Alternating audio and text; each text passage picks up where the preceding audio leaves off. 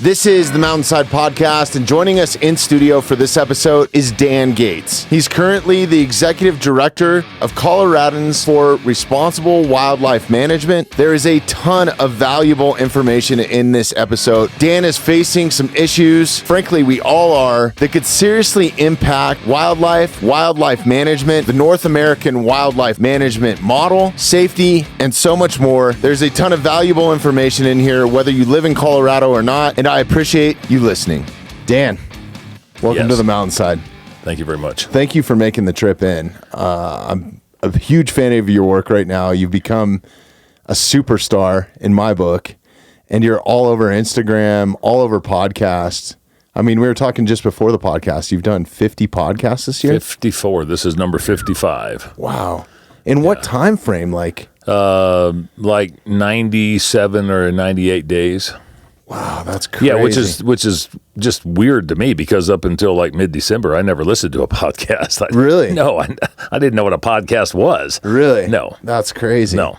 Yeah, I'm sure you've taken in a few now, right? Do you go back and listen to yourself, or I go back and listen to myself and see if there's anything that I can try to perfect in some capacity. Yeah. But I started listening to a few others because there's a lot of other people on the podcast landscape that are talking about Colorado. Yeah, it's interesting too, man. I became a fan only like 3 or 4 years ago, and it's evolved into this. Yeah. Which is wild, right? And I think COVID kind of helped push that along. And I normally don't listen to other podcasts before a guest comes in. So like if let's say Derek Wolf was on Rogan or something, here you can just got to get a little bit violent with that thing. If Wolf was on Rogan or something, then he's coming in here, I'm not going to go listen to their conversation because I just feel like it muddies it up. It taints it. Yeah. Yeah. And I like it to be genuine. But I did go and listen to quite a few of yours that you recorded I've been listening to them since you guys started recording just so I can be hip to what's going on in my state. Like I hold a lot of value in outdoor activities, whether you're a rock climber, a mountain biker, a bow hunter, a fly fisherman. And I think it's beneficial for people's mental health. We've had some nonprofits in here from the veteran community that use it as outdoor therapy, and they're actually lobbying to have the VA prescribe it over like SSRIs and stuff, some outdoor therapy, whether it's getting a guy out if he wants to hunt or ride a snowmobile. Exactly. Right? So I think it's super valuable, and I just feel like Colorado's changed so much. And you don't say. Yeah. From when I was a kid, and I'd left for a long period of time, almost 20 years. I think I was gone 18 years before I moved back. And I guess it was really eye-opening when I moved back because I had kids and I started to see all the regulations. I was like, oh, I just can't go down to my local gun store and buy a hunting tag anymore and go into the game units that I hunted as a kid or where I wanted to take my kid. Or we go down to the Dream Stream for the first time and I'm watching fly fishermen fist fight down there over a hole. And I grew up in that stream when there was nobody like really fishing it. The banks are all depleted and all messed up, So I guess that was kind of the catalyst for me starting this podcast a little bit. And it's evolved into much more of like a one-on-one personal thing. And but that still is held at a high regard. So I'm ecstatic to have you in here. Thanks. And I want to commend you too for all the work that you're putting in, man. I know how much it goes into just like to record a podcast and for people to come up here and how much time you invest. But above all that, you've been traveling out of state. Like you just did Ranella's, right? Yeah, I traveled out of state. I've been in like 7 states in the last 3 months, and not all for podcasts, but it leads into podcast. And with some of the Western Hunting Expos and the Sheep Show and the SHOT Show, and we did the ISE show in Denver. We're getting ready to set up at the Mile High Hunt and Fish Expo tomorrow afternoon. And the thing that people don't understand to some degree is we still play significantly on the regulatory side with the Colorado Parks and Wildlife Commission and with the legislative processes that go on at the state capitol. We're in the middle of our legislative session. And so, I texted you when I was up the road at the library so I could get Wi-Fi.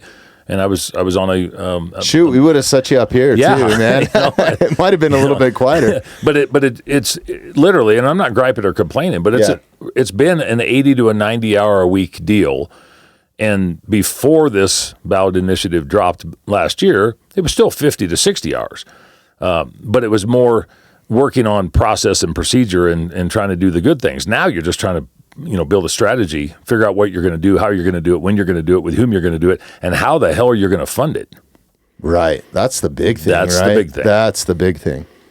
Yeah, we just recorded with Charles, as you know, in San Francisco, which we did an on-location podcast with him. So we kind of travel for the podcast. So I know how much goes into that. And we kind of caught people up on the basics of what's happening with this initiative. And we're going to dive into that in depth here in a little bit. But I feel like one thing out of all the podcasts that I've taken in, nobody's really gotten into like your personal backstory. Would you mind sharing a little bit of that with us and the audience? You mean just like the skeletons in my closet, or? I mean, we can go that route. We have, man. I've cried on this podcast a couple times, honestly. But it's more just kind of your background. I don't know if you grew up in Colorado. I know you've been a sportsman for your entire life. I kind of went over some of this stuff on Randy Newberg's deal. I did that right before Renella's. But that's one that I haven't listened to. But and I mean, my family did not hunt or fish to any great extent. My folks took us out when we were kids fishing. And I was actually born in Missouri and moved out to Colorado in 1975. And I took an immediate liking and pleasure with the outdoors, even though I had the opportunity to be outdoors in Missouri. We moved for a variety of different political reasons that happened back there at that time. And Colorado was the open prairie. It was the open plain. It was the vistas and, the high peaks and stuff. And we moved into a little cabin, a one-room cabin with my brother, myself, my mom and dad on Cheyenne Mountain right outside of Colorado Springs. And it was on 6,500 acres. And we were caretakers. And I took an immediate liking to the outdoors in a what I would call somewhat a biblical sense from a mountain man perspective. And I didn't hardly read at all as a kid, but there was a few books that I did read, and one that I specifically mentioned over and over, and I've read it since I've been an adult 4 or 5 times, and it's called "Give Your Heart to the Hawks" by Winford Blevins. And I read that in junior high, and I read it in high school. And it's about the mountain man. It's about the waking. I'm going to add it to my queue. Yeah, Matty, let's look this up real quick. Yeah, it's. So this is kind of cool too. I didn't tell you. Matt can pull up anything if we need to fact check anything. Like that's one reason. So if I lie, you'll know right away. Exactly. So, okay. Well, because Google's always right. Yeah. Right? It's funny because my mother-in-law, whenever somebody gets sick in the family, and no disrespect, Kathy, I love you, but she instantly starts Googling like how to cure or what you might have, and you can find anything you're looking for on both sides, But in this case, the extremists can do that as well. But they just have a tendency to lie a lot more. Right. So awesome, Matt. That's the book. Give Your Heart to the Hawks. That's awesome. And so when was this written? Well, I think that one there is the paper. It's 2005, but it's I don't see where it says on there. God, I love American history from this era, like mountain men, Native American culture. I love doing these deep dives, man. Yeah. See, I think that's when it was republished there. Okay. But in any event, I mean, that was a kind of the catalyst to me to get involved in some things. And I read a lot of other books, like, you saw the Jeremiah Johnson stuff, Crow Killer, and the historical precedent of white travel through Native American cultures and the expansion of the West and through the Louisiana Purchase and Lewis and Clark. And then you get into the John Coulters and the Jedediah Smiths and the Hugh Glasses, and I was enamored with that. And I still am, man. I think it's a part of American history that has a lot of tragedy with it, but it has a lot of individualism, and it has a lot of perspectives of what's better on the other side. And I think that's where we look at modern day life. We always want something better. It's just how do we accomplish it? I mean, we could turn around and Google it. Look at this. You're turning around and looking at that.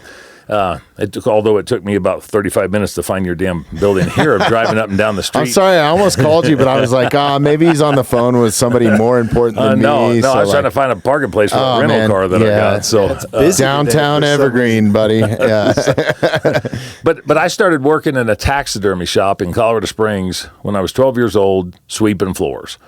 And the guys that I was around were hunting guides and fur trappers and fur buyers and Western artists and taxidermists and game wardens and ranchers. And it was a culture that it kind of went along with those books that I was reading. There was individualism.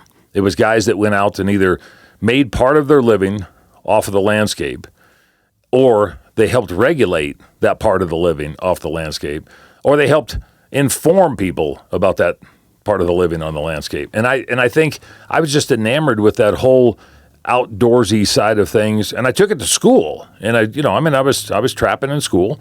And one of my shop teachers, Merle Folsom, he kind of took me under his wing because I did a lot of stuff that other kids didn't do and didn't have any interest in.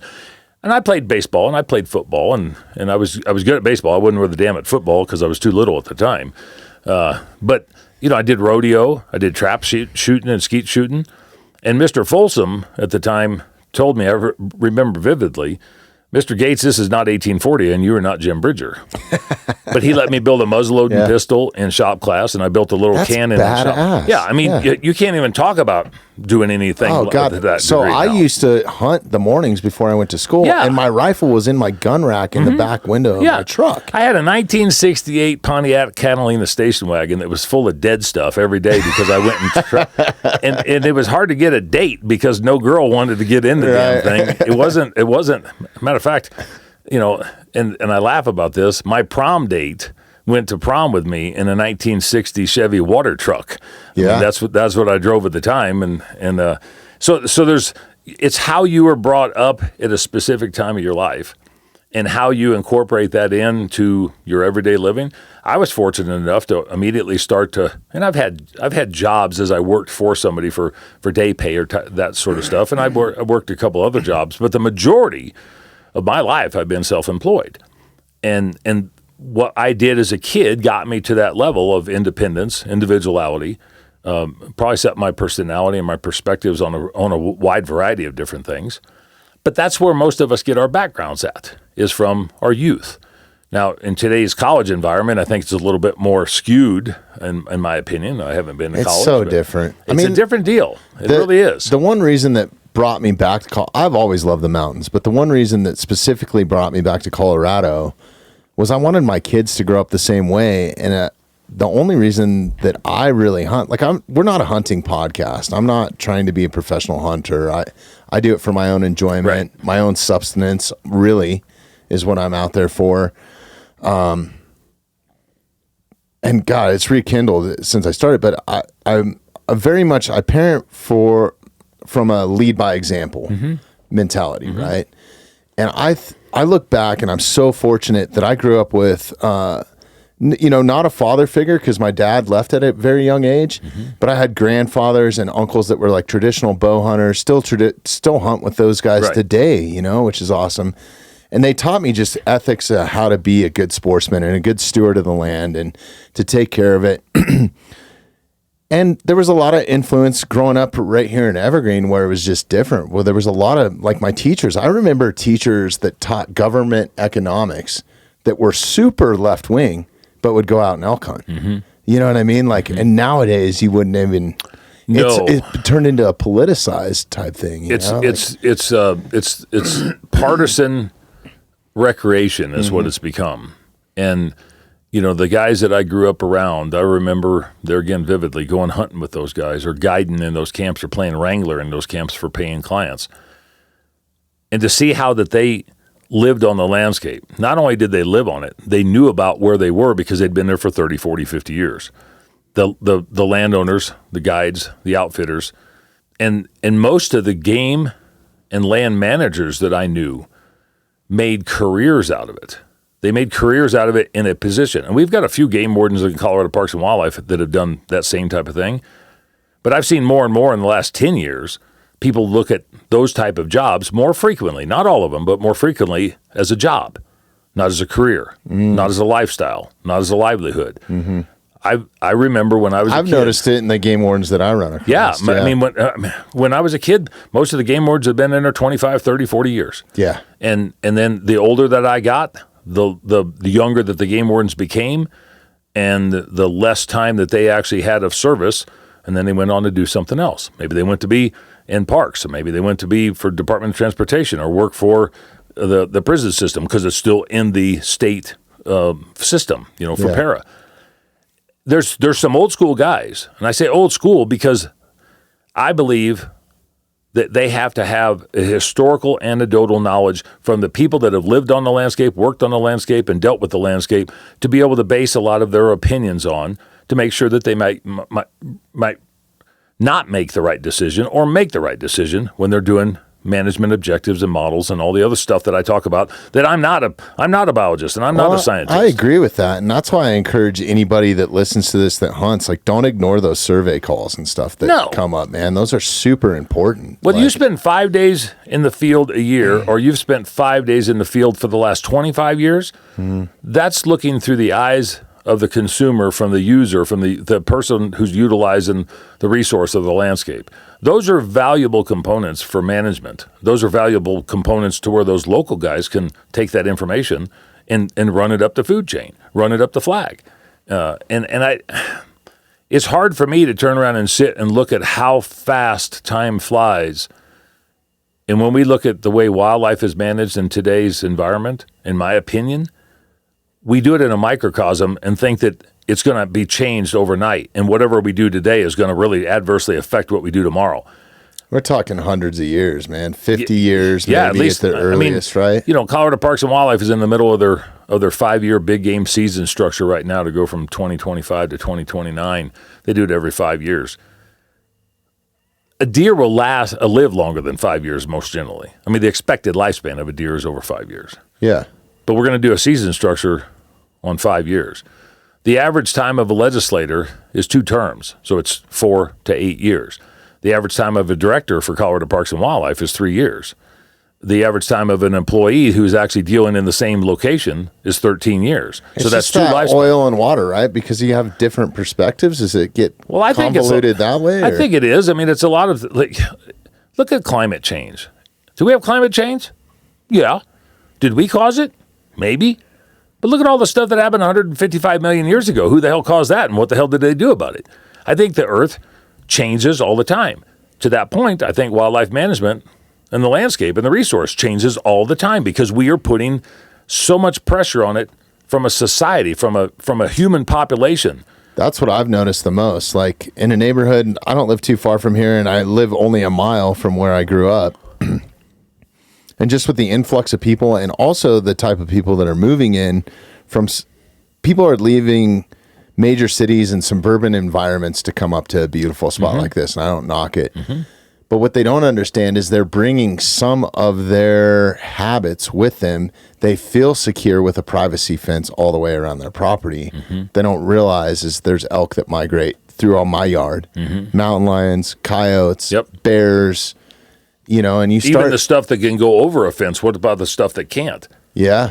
The fawns, the calves. Well, it's down to even like moles, right? I mean, you have all kinds of different stuff. That I mean, obviously that stuff can go under a fence, but yeah, it's a huge barrier, especially when it's 10 feet tall because you don't want anybody seeing your first story or whatever I've never got that.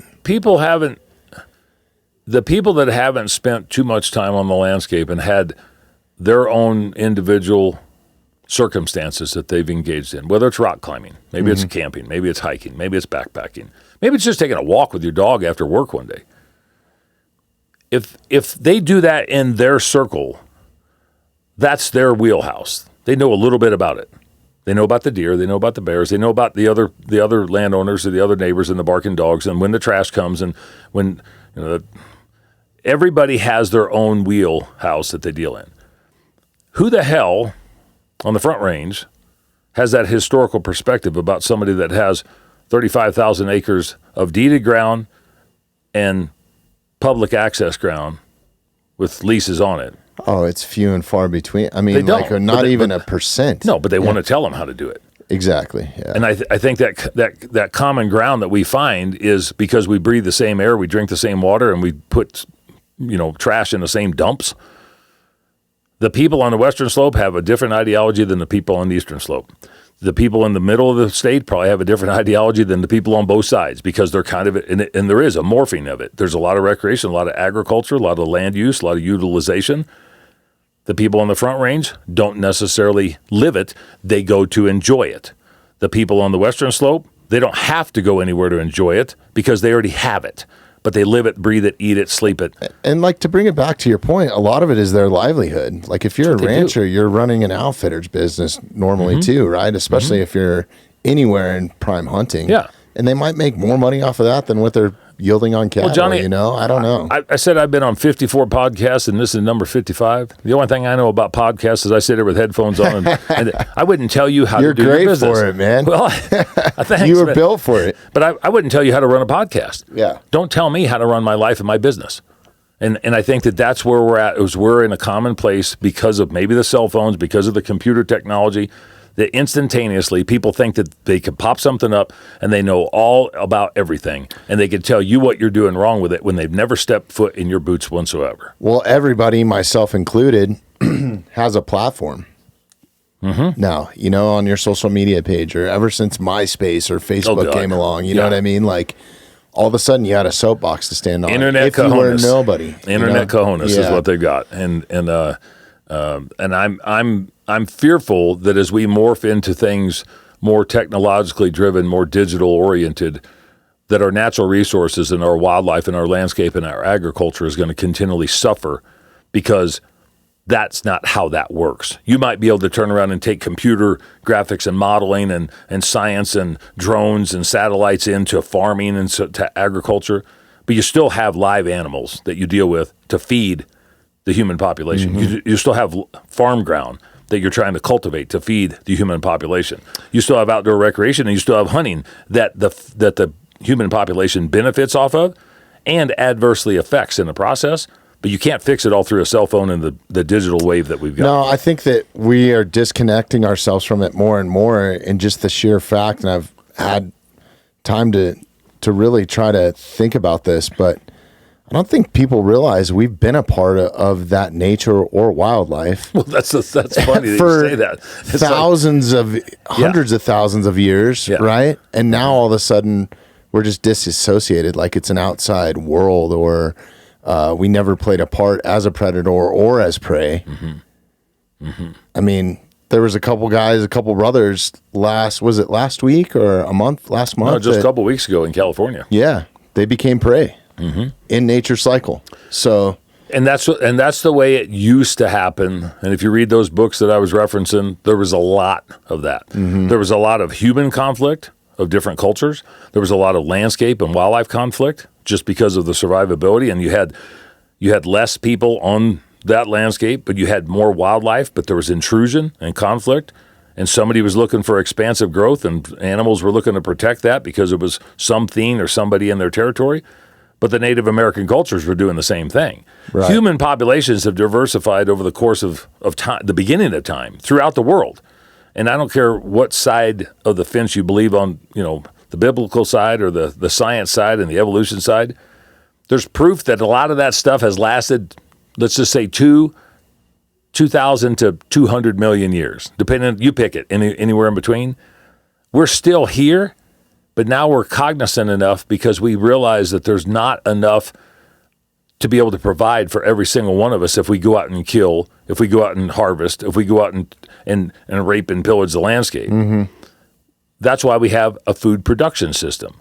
When did the food production system really become so an adamant component of our existence as people on the planet?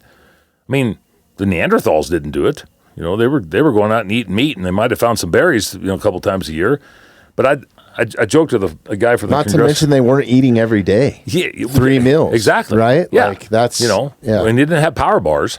I mean, thank God for those things some days though, man. Shit. there wasn't a Red Bull. Yeah. So I was joking on the phone with a buddy of mine from Congressional Sportsman's Foundation this morning coming up here, and I mentioned about, the Neanderthal, the knuckle dragging Neanderthals, which some people consider me to be, and probably you to some degree. Me too, yeah. But I got big ears. There was guys that went out and harvested, and I'm wondering if those are the same guys that came in and chipped out the petroglyphs on the wall of their endeavors, or if somebody else stayed there and like the stenographer stayed back and listened to the stories that those guys told. Yeah, I wonder. That's interesting. Because like you and I sit in here today are the magazines that we've got in front of us, the rat cards and stuff. These are badass, by the way. Go out and pick out. This is this month's. That's the sheep edition of Eastman's. And you guys, look at that on the cover.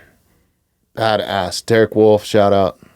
Buddy Derek's on the front. It's got all the information. Then your organization too, or our organization, as Sportsmen. And then on the back, it's got all the talking points, and it's got some information about the mountain lion that Heidi Stout with Cryptic had harvested that was threatening her dog. It's a good call to action. Yeah. And that goes right along with, the last, in my mind, 100 million years. There's been a call to action at some point in time. And now we're just at a different level because we got so many difference of opinions, different ideologies, different perspectives. And some of that comes from individual circumstances and issues that people deal with on their own. Some of it just comes from what you said, Google it or Wikipedia or whatever. Well, see, and that's kind of to bring it back to my kids. And one reason why we moved back here is I noticed a trend in that. And I also wanted them to have some connection to the land because I go like 13 generations deep here or something, man. It's crazy. Mm-hmm. So your relatives are probably in that book that I was talking about. Might be.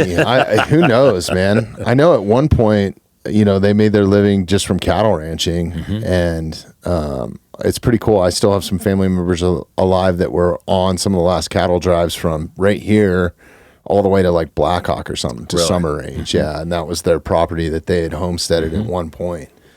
Couldn't push cows there now. No, but like imagine he was 5 years old and he had to cross Clear Creek in spring flow. Basically, or just into summer, and you know how crazy that river gets. And he got washed off of his horse. There's a whole story. I'm telling his story for him. I don't want to elaborate on it too much, but yeah, and as a kid, it was kind of like, I just think about my 5-year-old being on horseback and telling her to cross Clear Creek with, how many ever You're telling her to watch both ways. And then getting in trouble because she lost her saddle. Yeah. And they had to go do a rescue effort, or whatever it was, like got in serious trouble, like a whooping, what I mean? Like, what the hell are you doing? Like it's just a different breed, different era, different time. Times were tough, right? It's adaptation and being nimble. Yeah. And I think that's where we need to realize that if we're going to have wildlife and natural resources 10 and 20 and 30 and 50 years down the road, you have to be adaptable and you have to be nimble and you have to be steadfast in what you learned to help make your decisions on what you know and where you need to be. And I think that those are things that the average person doesn't understand the difference about wildlife management and hunting. Hunting is part of wildlife management, but wildlife management is not just about hunting. It's all incorporated into there because they need to be nimble and adaptive to that. Yeah. I think it protects the species, which, what do we have, like 95 species or something in the state of Colorado? Well, no, we got 961 species of wildlife. Oh, my God, way off. We got 78 species. 78 okay, that's where I got it confused. Yeah, 78 game species. Yeah.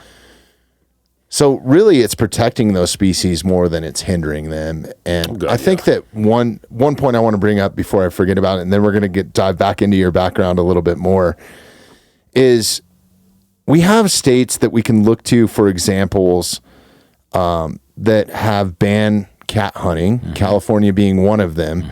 And I think people have this perception that if they ban mountain lion hunting or they vote against it, that no cats will be killed. No more hunting will happen to large predatory cats. Exactly. And it's the exact opposite. It actually has a bit more of a detriment to those animals because they're not getting as much funding as they once were as once was as a species for habitat improvement, right? Like that's something that Colorado Parks and Wildlife does with, hunting and fishing license money, right? Yeah. They improve habitats for bighorn sheep or something. And partnering with the major organizations. I mean, that's a major component of wildlife management is habitat acquisition and management of that habitat through conservation easements or just through habitat programs. Or how about all these crossovers we're building over I-70? Yeah, we're not doing that just because we want to kill wildlife. We're doing it because we want to turn around and save wildlife. But I think people think that a majority of that money is coming from taxpayers, where some of that is right because it's CDOT. But I don't think people realize how much hunting and fishing actually pays for species of animals. The statistics are phenomenal when you look at dollars versus percentages. Mm-hmm. But overall, about 78% of all funds generated to Colorado Parks and Wildlife in this state come from hunting and fishing licenses. And I want to emphasize, too, that also comes from an excise tax on the federal side through the sale of ammunition and firearms and archery equipment on one side for Pittman Robertson and all the fishing equipment and boat motors and fuel and everything on the Dingle Johnson side on the other side. Both of those acts were created in 1937 and 1950, and there's tens of millions of dollars that come in. Colorado Parks and Wildlife's last year, I think, was around $32 million that came into that pot. You add that on top of the fishing and hunting licenses, that's what pays for our wildlife management. So when anybody says, well, I pay my taxes, fantastic, good for you, great that you do, but that money's not going into this pot. Right. That pot there is through it's essentially a pay-to-play program. And they've done that for the last 125 years. And most states have done that for the last 100 plus years. Not to mention the outside revenue that comes from people that travel from all over the world to come here and hunt over the counter from out of state, right? Yeah, the economic benefit is pushing $3 billion. $3 billion. That's crazy. Yeah. That's wild. And I think that that's something, the story can be told, but to circle back, you have to make that story resonate with a certain amount of the population to get them to understand the reason that they can go out and see wildlife. The reason that they know that their wildlife is appropriately managed is because of hunting and fishing. And anybody wants to counter that, then I'd like to ask them, what's their alternative? What's their solution? What's their replacement? They don't have one. Well, to bring it back to California and kind of my point that I started with is there's still cats that are dying, and it's still the same amount, if not even more now, because they're not managed in more of a strategic way. It's just different people are killing them. Right. It's and they're not hunting them. It's government agents, right? Yeah. So, and I want to emphasize the difference. Taxpayers start paying for that. Yeah, to the general public. The difference between hunting and harvest is different than killing and conflict. Hunters harvest and pay for the opportunity to harvest. And on mountain lands, they need to understand, for instance, a 19% success rate last year in Colorado on mountain lands. So 2,500 and some odd guys bought tags, 486 guys turn around and kill lions, 19% success. That means that 81% of the people that are out there that are buying something are contributing to the cause without having to actually take something off of the resource. Tell me what other system we have. Unless you go to a Broncos game when they have a losing season and people take season tickets and they don't use them. But outside of things that are not consumable, what do we have that's out there that replaces the funding for resource management in any capacity? Nobody pays for the opportunity to go backpacking. They backpack. Listen, I do it every year with elk, man. Some years I'm successful, some years I'm not. As I've heard tale from some individuals who will listen to this podcast, they just take their gun for a walk. So they realize that sometimes there's no sense in taking It's always bullets. My bow, so there's a lot more crap you got to go through. Yeah. Oh, man, yeah. It's true, and it's, I don't know, but I still love it. It's like, even if I come away with nothing, like just the experience of being out there, excuse to be out there. It's the challenge of the pursuit, realizing for the most part that you don't have a very good opportunity to harvest. The harvest rate in Colorado on elk around 2020, 2021 was 9%. Now that's outfitters, that's unguided, That's private land, public land. That's archery, muzzleloading, rifle season. That's bull, cow. That's everything. 9%. I've been part of that 81% a lot. 91%. 91%. You need to add. You went to school in Evergreen, didn't you? so, There's a reason I was a roadie and didn't go to college. No, 91% of the guys that are out there are not going to take something home. We said this in one of our social media spots. Can you imagine going to the grocery store and only getting to bring home food 91% of the time? Because that's what hunters do, and they pay to do it. They just don't go out there haphazardly, willy-nilly. Yeah, you got to pay. There's a cover fee to walk in the door. There's a cover fee to walk in, and when you go home after the season, you might not very well take anything home. Who the hell goes to the grocery store to do that? I want to bring up something else, too, that really kind of upsets me, and it makes me furious, honestly, is the word trophy hunting, and I know that you guys have had to fight against this to get it removed. Because there's also, if you kill a cat or an elk, you have to meet all kinds of different regulations. You have to take a certain amount of that animal out of you have to take all the edible you have meat. to have it. Yeah, you have to have it processed. You have to consume it. You can't have it processed and then throw it in the garbage can. No, it has to be prepared for human consumption. And that's cats included. That's any big game animal, mountain lions included. Mountain lions and bears both have to be prepared for human consumption.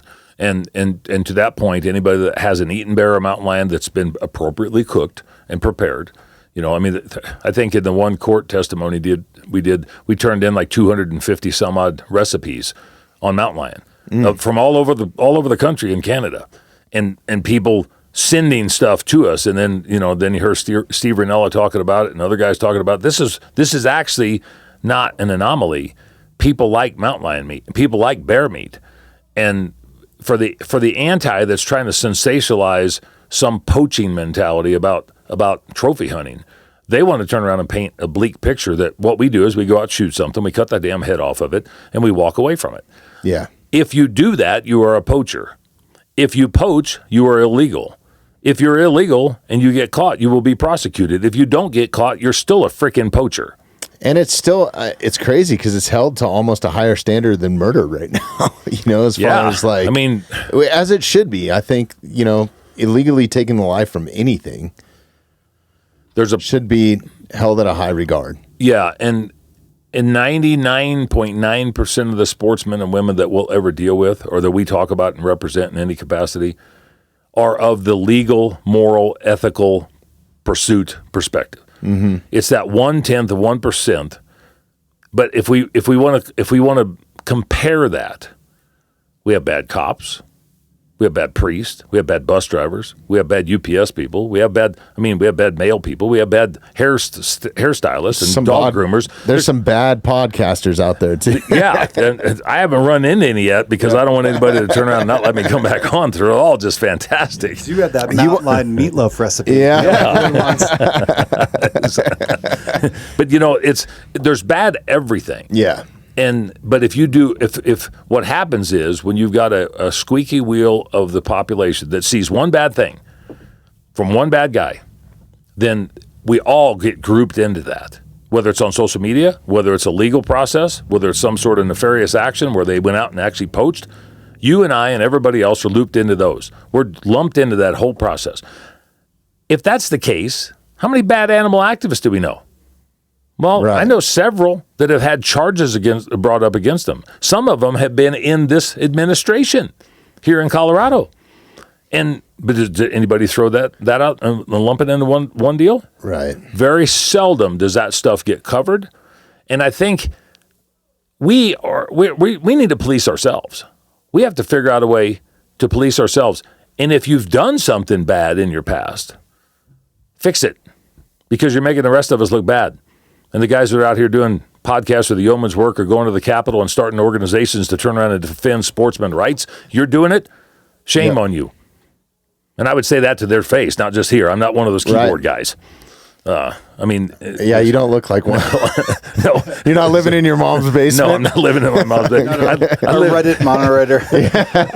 Going back to they do have beards like that, though. I knew you were old school when I think we were texting back and forth or something, or on a thread or something. Then all of a sudden, I just got a phone call. I was like, "Yeah, Yeah, I'm going to like Dan already because I'm old school like that too. It's Bobby's a phone call guy. Yeah. Yeah, people turn around and text me and want to have a conversation. I just picked the damn phone up. Yeah. Last night, a gentleman, and bless his heart for reaching out, but he emailed through the website, and he's the president for the New Mexico Dallas Safari Club, and he emailed, and it was like 9:15, 9:30, and I called him, and he answered, and I said, "Sorry for calling so late," and he goes, "No, we just got done with this meeting here," but my dumbass, I think that everybody works on my time. So, and because of what we're dealing with and what we have dealt with, East Coast is 2 hours behind. West Coast is 2 hours in front. Yeah. Or vice versa. But either way, I'm in the middle, so I'll be talking to somebody on the East Coast. 81%, right? Yeah. It's like, I'm on one side or the other, and I'm thinking I could be on the phone from 4 o'clock in the morning till 10 o'clock at night. And other people are just getting up or other just going to bed. Yeah. So we it's good for us, but it's kind of bad for everybody else because I just use the Rolodex and dial a number. Yeah, let's go. Just got to get shit done, Yeah. Yeah. If you're not checking out the Mountainside Podcast on YouTube, you absolutely should be. If you like the content that we create here and you want to help support the podcast, please take a moment, subscribe to us on YouTube, and hit that notification bell. We didn't get too far into your background when I wanted to, but to bring it back, like I think people, to have a true appreciation for it, I feel like they have to experience it in some form or fashion. And that's one reason why I wanted my kids to come back and I think also to truly appreciate, to put a value on a life. I think hunting as a young man or a young boy taught me that, to watch life leave something, bleed out, to get emotional, to go through all that emotional roller coaster that you go through. I think that there's a lot of value in that. There's a lot of value, and there's also a lot of there again. I think it goes into individualism. For the last 37 years, I've owned and operated a wildlife, human conflict, animal resolution business.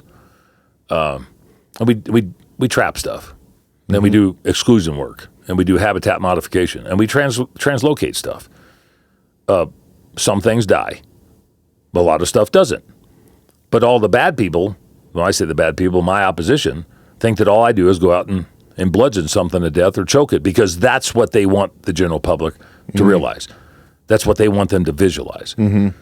We do stuff for Department of Defense contracts. We do stuff for utility infrastructures and power plants and school districts. And we don't kill everything. And it probably goes into a component of, if I went percentage-wise, about 81% of the stuff that we deal with doesn't die. But as far as they're concerned, I'm a wildlife control operator, and I'm a killer, and I'm an assassin. The reason I'm bringing that up is because I'm in people's houses. I'm in people's businesses, dealing with wildlife conflicts, and people's perspectives they come from an ignorant, naive perspective. They don't know. That's why they called the expert. They don't understand. That's why they called the expert. Now, sometimes they might have gone through the phone book looking for a free service or going through whatever Rolodex they got on Google now, and they go through the Parks and Wildlife. They go through the Fed guys, with wildlife services. They're calling the BLM, the Parks Department. Well, it's crazy. They get rerouted to the State Patrol, I think. That's what they do. Yeah. And inevitably, they'll end up coming back to us or a company or organization like us.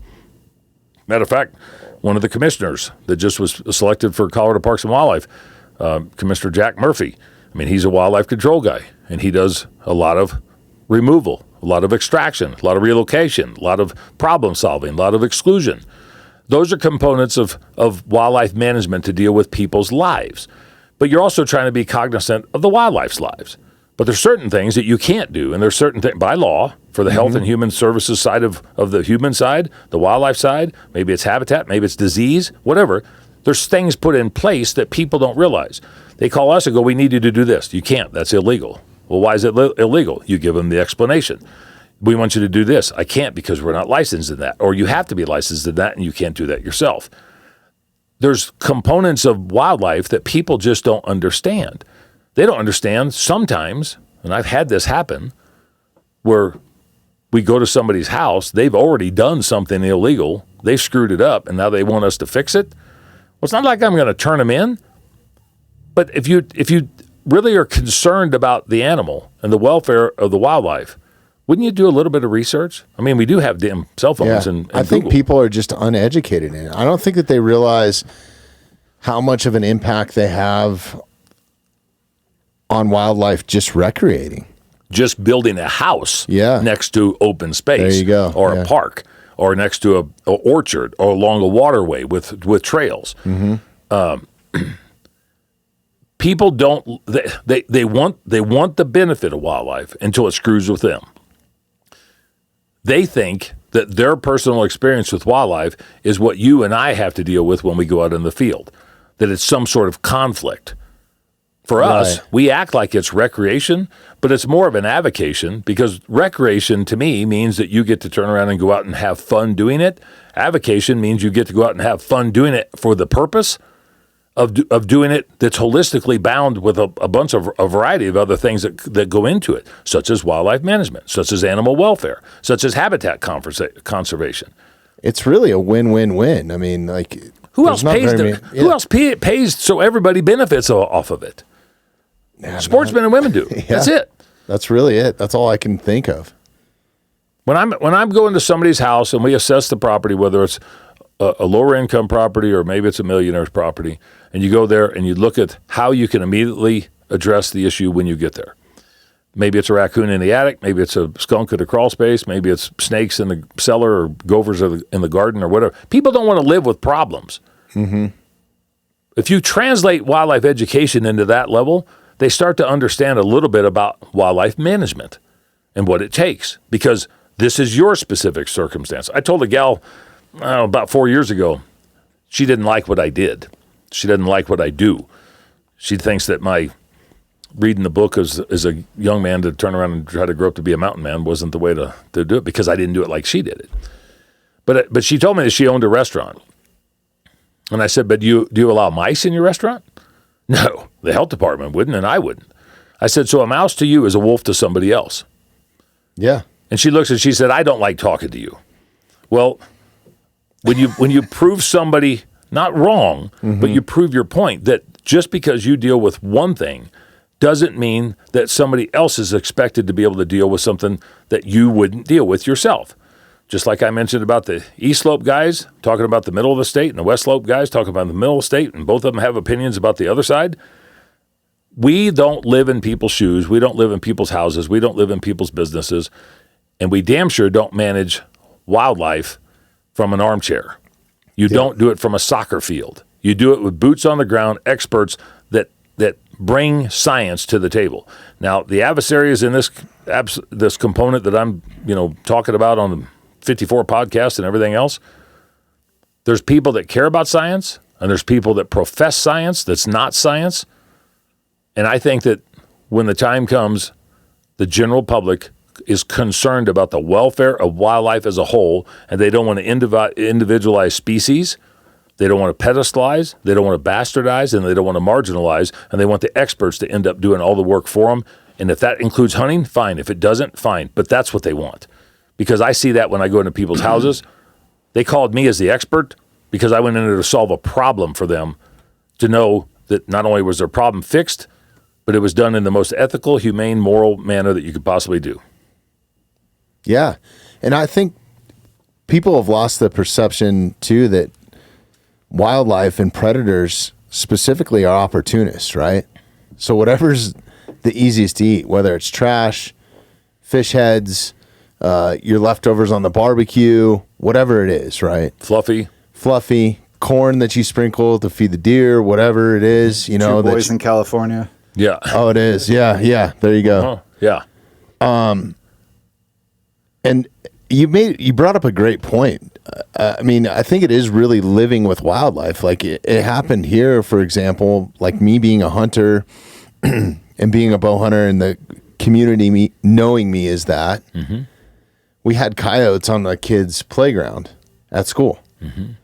Everybody, I would say not everybody, I would say 85% of the people around here probably don't partake in some sort of hunting activity, maybe fishing, maybe it's 50-50 at that point or something, right? But boy, did they want those coyotes dead as soon as it involved their children. You know what I mean? It's like, But at the same time, me as a logical hunter, you can't just go out there and shoot them, right? You can't just go out there and kill them. You got to find where the problem is, if it Yeah. is a problem, and then maybe you can adapt that landscape or maybe modify the people's behavior to some degree to see if there's a. But then you get into so many discussions about conflict resolution through non-lethal manners. Okay, on the wolf issue specifically, Mr. Gittleson up in North Park has done everything that's been asked of him and tried to do everything outside of the boundaries. It didn't work, but he still has to deal with it.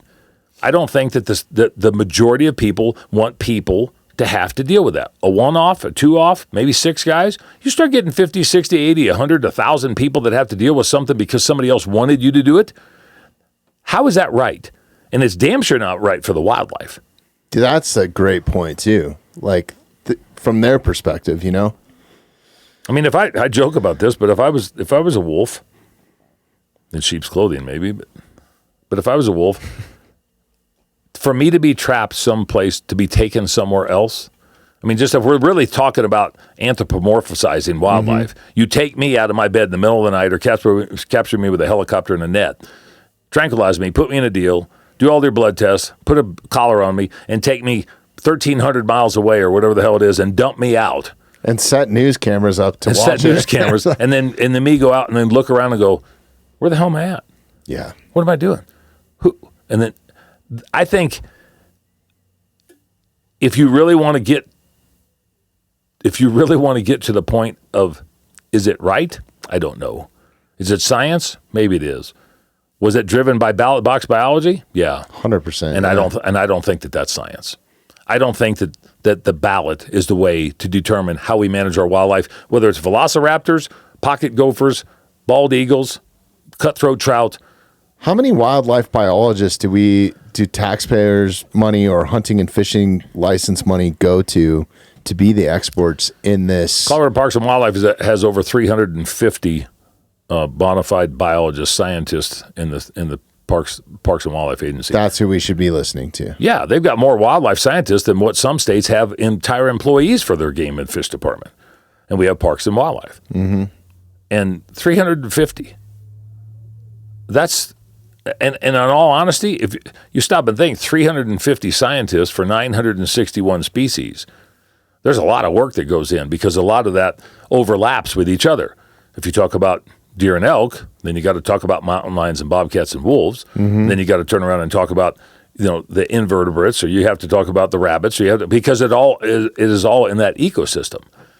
People talk about crayfish or snails or whatever the hell it might be. It's not just like that's the only thing that lives in that water. There's a bunch of other stuff that goes in and on top of it. Yeah. But 350 scientists, which about 120 or so, somewhere in that neck of the woods, are actually bona fide game wardens who are all wildlife biologists. There's other states that their game wardens don't have to be wildlife biologists. In Colorado, they do.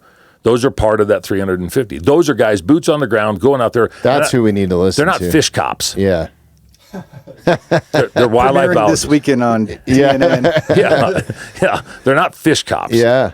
And they are law enforcement officers with a wildlife degree that know what's going on in their area, and they deal with the terrestrial side of the agency to help compile models and objectives to manage a variety of different species in each one of those areas. The guys on the eastern plains are different than the guys in the middle of the state and on the western part of the state because they have different topography, different wildlife.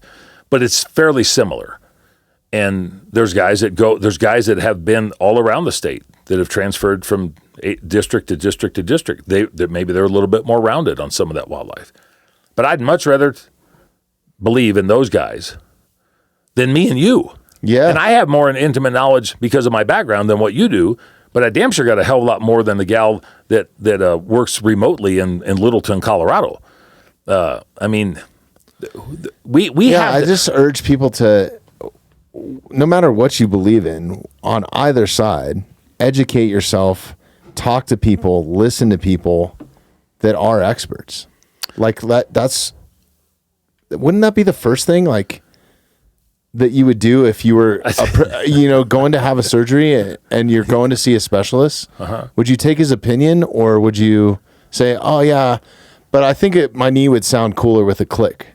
You know what I mean? Or Well, whatever that. Do you go get your oil change and just walk in there in the waiting room and say, hey, by the way, would you feel this and see if this is this something you could take care of here? I mean, do you go to your vet and have your dog checked up and say, hey, how many calories are in my energy drink that I'm drinking? I mean, you don't you deal with the experts for the experts field.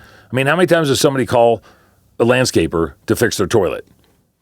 Not very damn often. Right. I mean, because you didn't Google it and you didn't look it up in the phone book. You looked for the plumber. Well, this is why it's so important to educate yourself before you check those boxes, because it's confusing as hell. Even me knowing the verbiage is set up in a way to almost make you think yes the opposite way, right? Like, or maybe justify your personal beliefs, like trophy hunting. Trophy hunting. And then we took trophy hunting. I say we took it out. We fought through the Supreme Court and the title board, through the Secretary of State's process, and got trophy hunting taken out of the title of the measure, which is Initiative 91. Got it taken out, but it still remains in the measure. We can't get the measure changed. And just to be clear, is this is statutory, or this will be statutory for the Okay. If the voters decide to vote this in, if the opponents get it get the signatures and get it on the ballot, and the voters decide to vote it in, it will be statutory. And the hard part about that is not just about a statute about harvesting mountain lions and bobcats. I've said this many, many times. It sets the precedent on the definition of trophy hunting. Okay, let's dial it back here a little bit. Let's just dive into this full on now.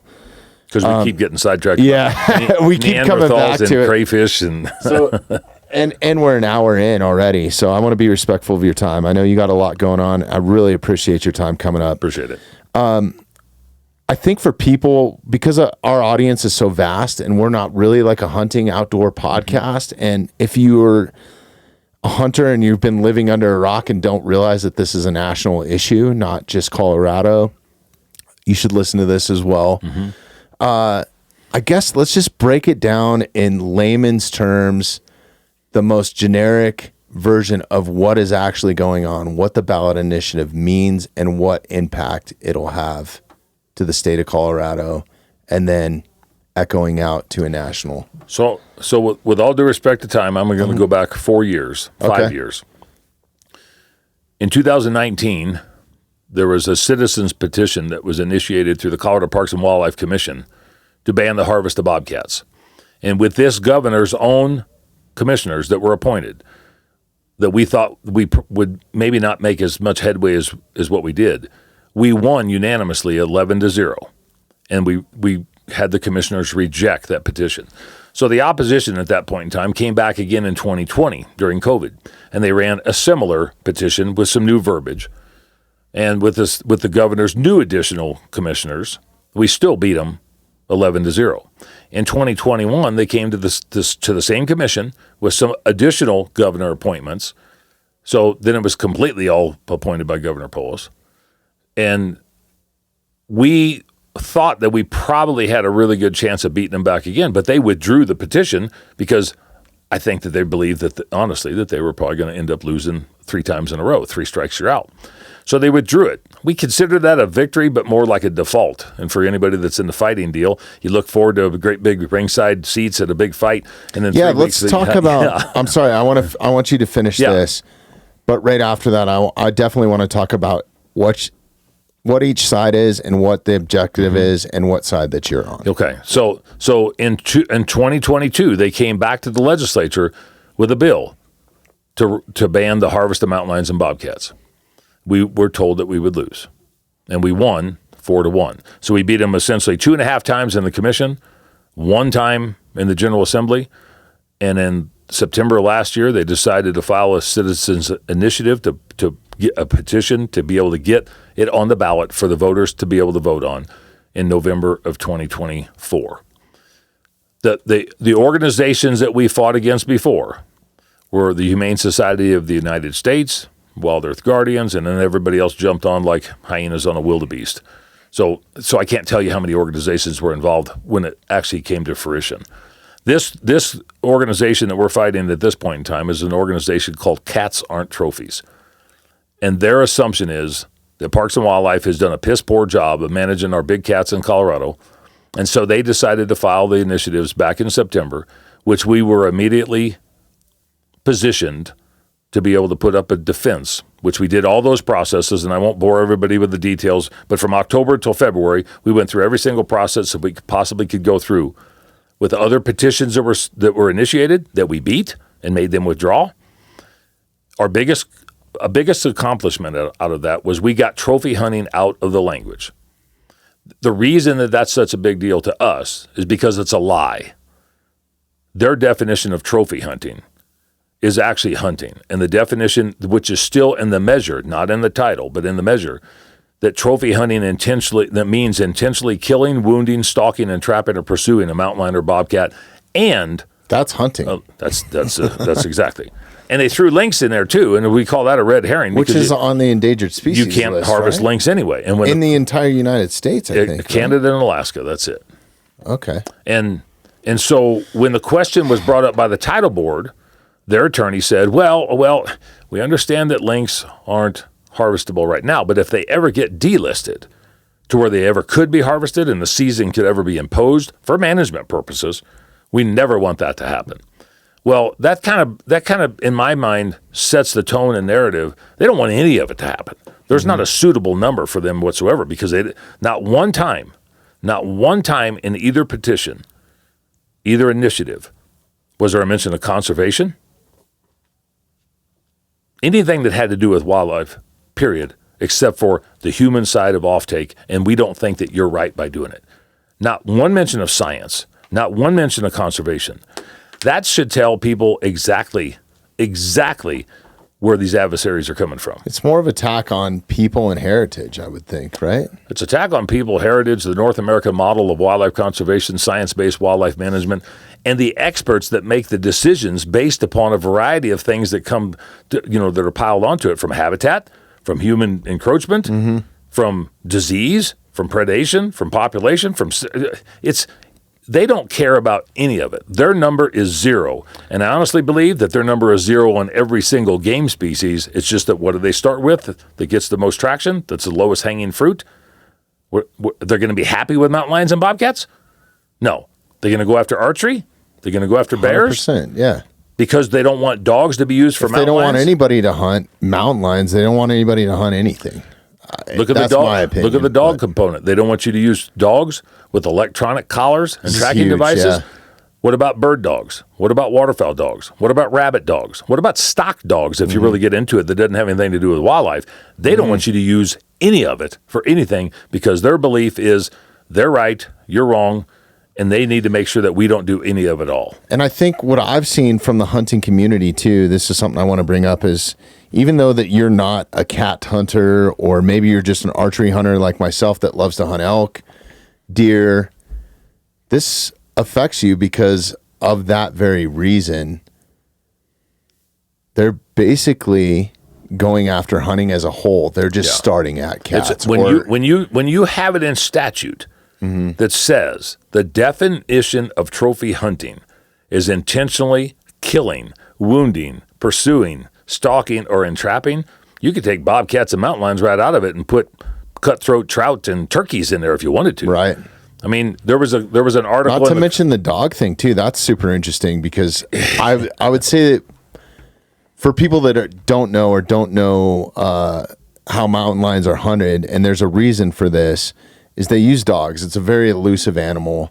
I would love to put somebody in the wilderness and have them try to find a mountain lion to go photograph or something like that and see how long it took them. Have you ever seen a pack of wolves track down a mountain lion?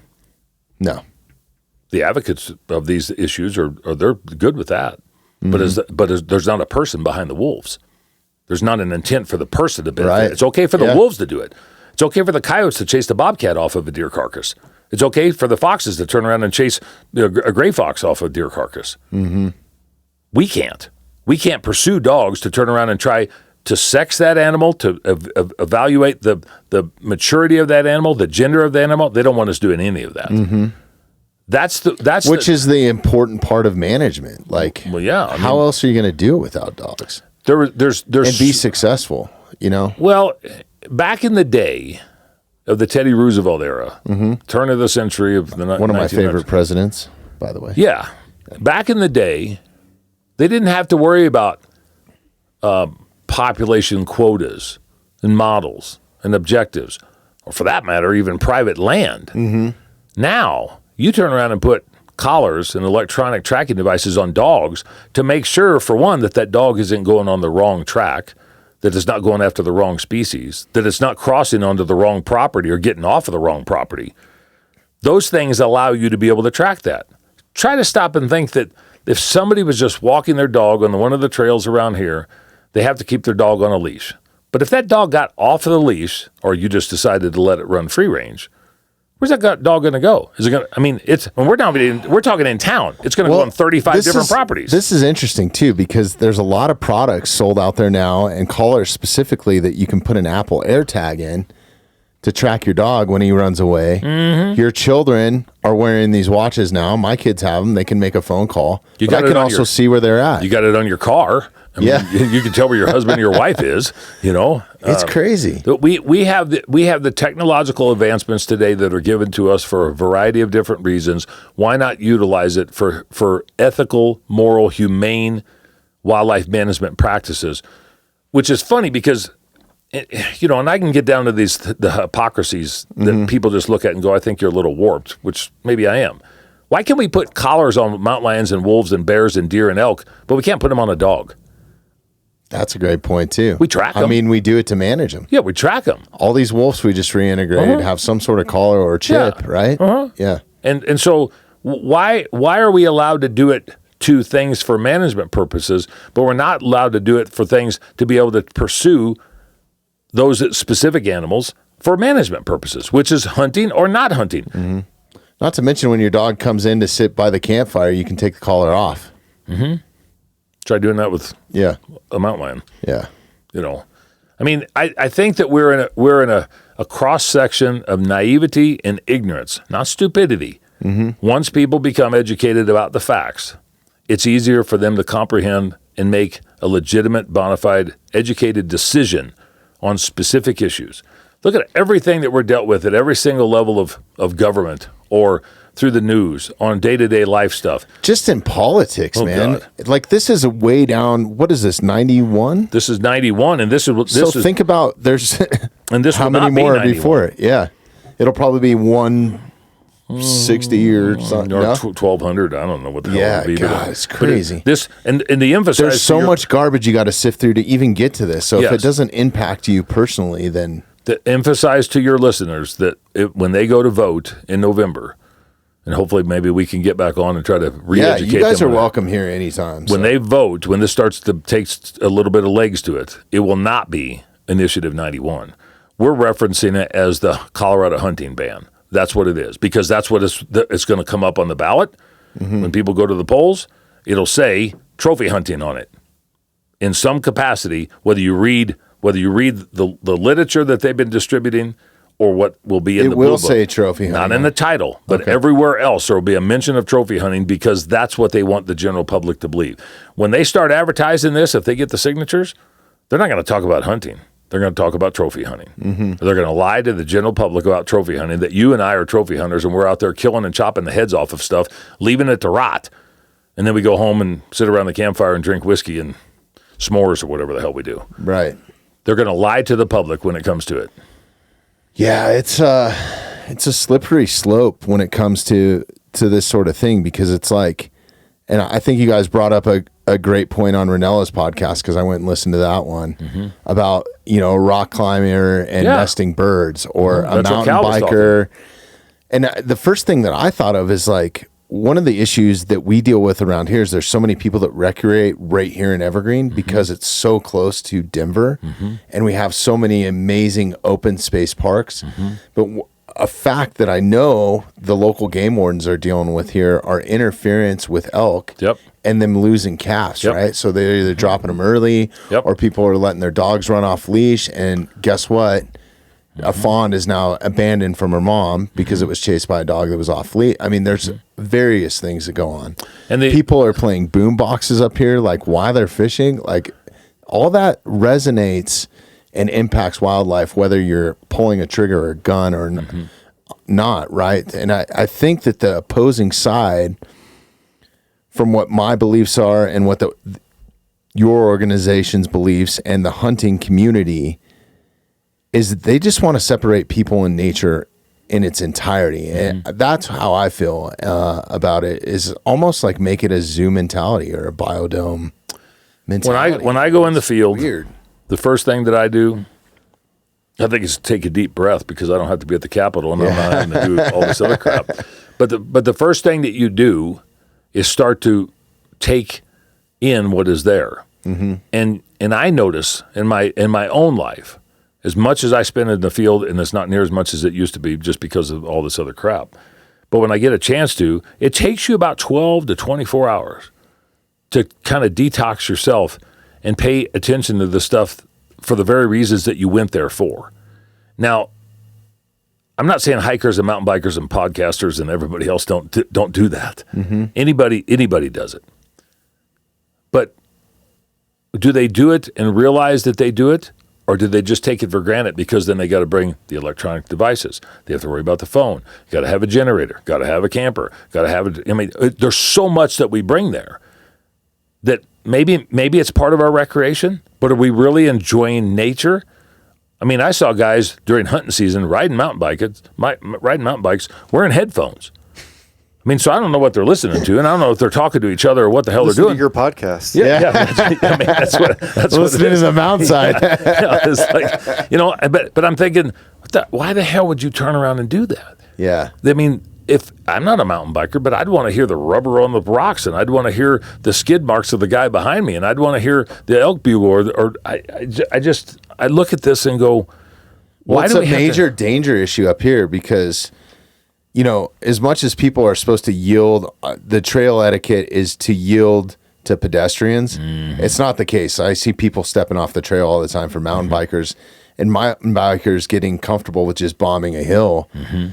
But there's been a few people that have been severely injured because they're hit by a mountain bike doing 20 miles an hour. I'm just crossing your crosswalk over here from the parking lot just, an hour and a half ago. And two cars stopped. And as they stopped, a mountain biker guy comes running right through the crosswalk with the vehicles that were stopped. And I'm thinking, okay, that if you're doing that in the street, trying to beat a Strava PR or something. If you're going to do that in the street, that's what you're going to do in the field. Right. That's what you're going to do. Yeah. And the thing is the wildlife affected? Does the wildlife have to live around that? I mean, I'm not saying he's running over deer and elk and bighorn sheep, but they're affected. So when people talk about the non-consumptive user, they're consuming probably more overall than what somebody else is going out there trying to sneak around and walk and be successful 9% of the time. Yeah. That's the difference. When you go mountain biking, you're 100% successful every single time because you're going mountain biking. Yeah.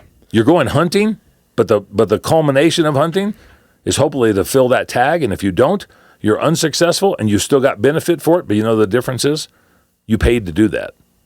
The mountain biker didn't. Right. The hiker didn't. The cross-country skier didn't. If you go to the ski slope, you did, because I don't even know what that cost anymore. Right. But that doesn't go into wildlife management. Yeah, correct. And I think we're facing so many more impacts environmentally that's even worse that I don't even want to get into really with you, but man, just the whole cartel thing that's happening in our national parks, national forests, private land, and the impacts to the environment and wildlife at that level too is something that people need to pay attention to as well.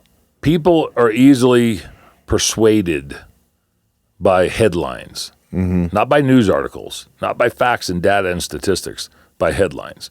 And that's where you see the sensationalism that draws people to that side more frequently. That probably isn't to the benefit of anything that we're talking about. Did you see this? Well, did you read it? No, I didn't read it, but you just saw the headlines. So you based your entire plethora of knowledge on the headline. Not to mention the source. I mean, there's nothing stopping me from starting a website called Colorado News and saying whatever the hell I want. There's no governing body that's going to shut me down. And I want to. So since you brought that up, you go to our website. SaveTheHuntColorado.com. We talk about what we're concerned with, and we also use the facts and the data of the scientists. It's not ours. Okay, so we are burning through time here. I want to hit a couple points before you get out of here. If you have some more time to spend with us, okay, cool. If you'll have me. Oh yeah, I'm excited. I was stoked to have you. I've been planning. I've been a nervous wreck all week. Just Dan Gates is driving up here. Great. He's got a bigger beard than I do, and like he doesn't have two microphones. Yeah. No, man, I really appreciate you coming up and spending some time with us.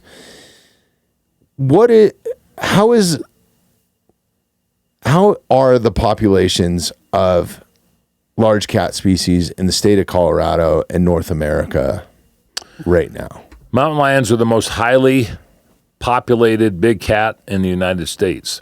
They're the most highly widespread cat in the United States and in North America. The mountain lion population in Colorado back until 1965, they were considered a predator nuisance species, and you could shoot them on sight. 1965, sportsmen and women came together at the time with the agriculture community and scientists to say we need to do something different because we're getting a little shy on the mountain lion population, even though the agriculture community had a lot of influence because lions were killing sheep, lions were killing cattle, lions were killing a lot of deer and elk, and that was a big resource at the time, still is. 1965, they made him a big game animal. So over the last 55 to 60 years, mountain lions have went from a nuisance to we're just like mice in a cupboard, essentially, to a very highly regulated, abundant population to where Colorado Parks and Wildlife numbers boast somewhere around 4,400 to 5,000 lions.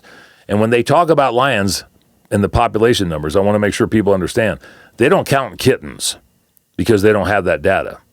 But they do have data on subadults and adult lions. And subadults are lions that have not bred. They're not kittens. They're subadults that have not bred. So they might be hanging around the family unit to some degree, or they might not. But they might be 18 to 20, 24 months old, and people say, oh, that's just a kitten. Not in lion time. If you look at the average age of a lion, and you look at the subadults on the lion side, subadult on deer side, subadult on elk side. The lifespan of something determines how it's a subadult or not. We have more lions now than what we had in 1965 through regulated harvest and hunting. We have quotas. We have objectives in different units. We have season structures. We have tests. We have check-in requirements. We have more lions now than what we had in 1965 because of science, because of regulation, and in abundant populations as they continue to increase for the benefit of all wildlife. And for people that don't hunt, I want to be very clear how stringent the rules and regulations are to actually hunt a large predatory cat like a mountain lion. Yeah. You have to apply. You have to take a test. You have to spend some money. Or I'm sorry, you got to take the test first. Yep. Then you can apply. You can buy the license. You don't have to apply. Okay. You can buy the license once you pass the test. The test, I forget how many questions it actually is, but if you have a failing grade, you don't get to go buy a license. Once you pass the test and you can get a license, and then you decide where you want to go, there's a process that you have to figure out where you can go. And you have to check online, didn't used to be online, but you had to check online if those units are still open and available for harvest. So a unit, for an example, and I'm just using this as an example, maybe here in this unit, they're going to allow 12 lions to be harvested.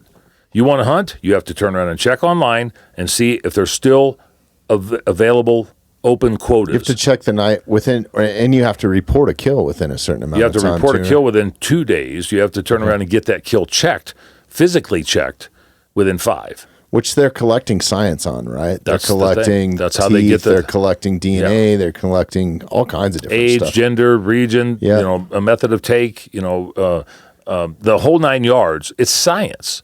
How you collect data is through harvest, unless you're going to go around and tree lions and then knock them out of a tree with a drug, put a collar on the damn thing, draw the same stuff out of them except for take a tooth, and then turn them loose. Okay, well, that's science, but who's paying for that? Sportsmen and women.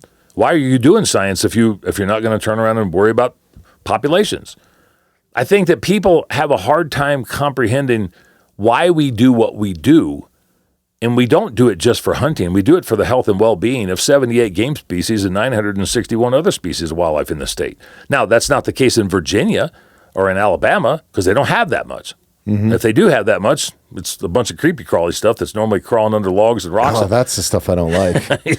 So you got the big game species that we've got here that are going to be primarily the focus of attention, because that's, for one, you have less of a supply with more of a demand on big game than what you do on small game. For instance, you got 1 million different guys that want to hunt elk. Well, you're only going to turn around and allow X amount of licenses to be sold, and if they meet some objectives or over-harvest in some location, then you're going to cut back, or you're not going to allow that much participation. That's why they're doing what they're doing on lions. And essentially bobcats, too. Well, even the moose species here, like what we've done with that to reintegrate them and have a thriving population. Yeah. And now it can actually be managed by sportsmen or sportswomen. I think is an amazing opportunity for us. But I was the one reason why I was so disheartened by the wolf reintegration is, like, we spent however many millions of dollars to build a habitat or to put this animal back in a great habitat for it, where it doesn't have a lot of those issues that it would have in other states like Wyoming, Montana, that sort of thing. And we have a thriving population now, and I just feel like it's going to be the first thing that gets decimated. I think it is, and looking at this from the best possible objective, if you ask a question to the general public, not as a whole, I'm talking individual survey, what is your perspective of a sound wildlife population? Ask them. See what they say. Because the answers are going to be so completely different. It's going to be like 12 people sitting in an intersection watching an accident, and the cop comes up and asks everybody. You're going to get 12 different perspectives, and they were all sitting there. Ask people's perspectives of what your ideology or your perspective of sound wildlife is, or sound wildlife management. What do you believe? It's in abundance. We should have a plethora of it. Well, that's what the hell we have. Why would you want to change that? Exactly. Nobody's going to say we want less, because we want less, then let's go unregulated. Let's go unchecked. Let's go unscience. Let's go let's stay with ballot box biology. If we want a well-regulated wildlife, a plethora of wildlife species. Not to mention a healthy population. Like, we're dealing with CWD right now too, which is and the chronic wasting disease for people that don't know. And it's plaguing the state. And they say that this lion deal will fix that. If we don't kill lions, you're going to turn around and solve chronic wasting disease. If we do bring more wolves in, you're going to solve chronic wasting disease. Does the science say that? Theirs does, but they don't have their own game agency. They don't have any alternatives to what we have, except they don't have game wardens actually working on animals. They have agenda-driven individuals that are creating their own data and their statistics and compiling that to thwart what has been proven for 125 years. Yeah. Something else that really, really pisses me off, really upsets me from the opposing side, is the whole, and this is our own governor here in the state of Colorado, and the first husband was the naming of wolves at school contest. Yeah. Right? And this just goes right back to it's something that is brought to like a cute level, like a teddy bear or whatever, right? And then all of a sudden it's got such more of a sinister meaning to it. And it just really upsets me because you bastardize anybody that has any conflict.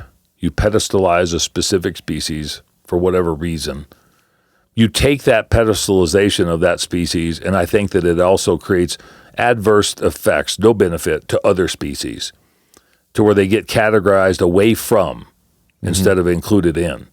And I said this, I think it was on the Ranella deal, maybe it was on Newberg, but how would you like to be the first guy that forcefully had to turn around and kill a wolf because of a human conflict, not an animal conflict, but a human conflict, that you just went out and killed, and I think I referenced this, Maverick or Fluffy for just a general purpose, as opposed to M006. we allowed this anthropomorphizing. I know what you're trying to say. I can't say it either. If we allowed this to take the precedent on management and somebody's particular life that they have to deal with. If Mr. Gittleson has to shoot a wolf in some capacity, he's going to be the most hated man in Colorado. Right now, he's been trying to comply. He's been trying to evaluate. He's been trying to fit in. He's been trying to modify and adapt. He's been trying to take the recommendations and whatever can be given to him in a non-lethal manner. Mm-hmm. He still had losses. The stuff hasn't worked.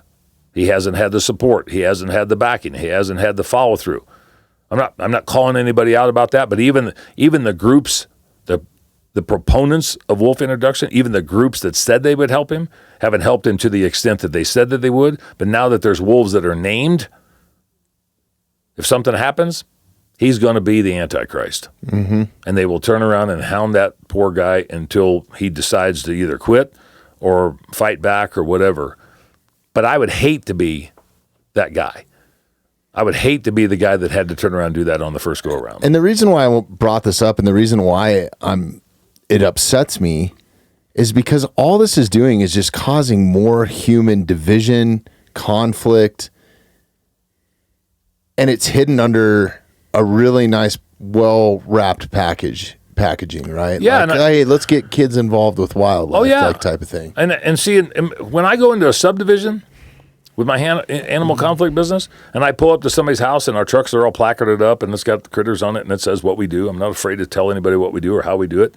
When I go in there and you pull up and somebody comes walking across the street and goes, "What are you doing here?" So Mrs. Smith, for instance, has squirrels in her attic. Well, you better not be killing my squirrels.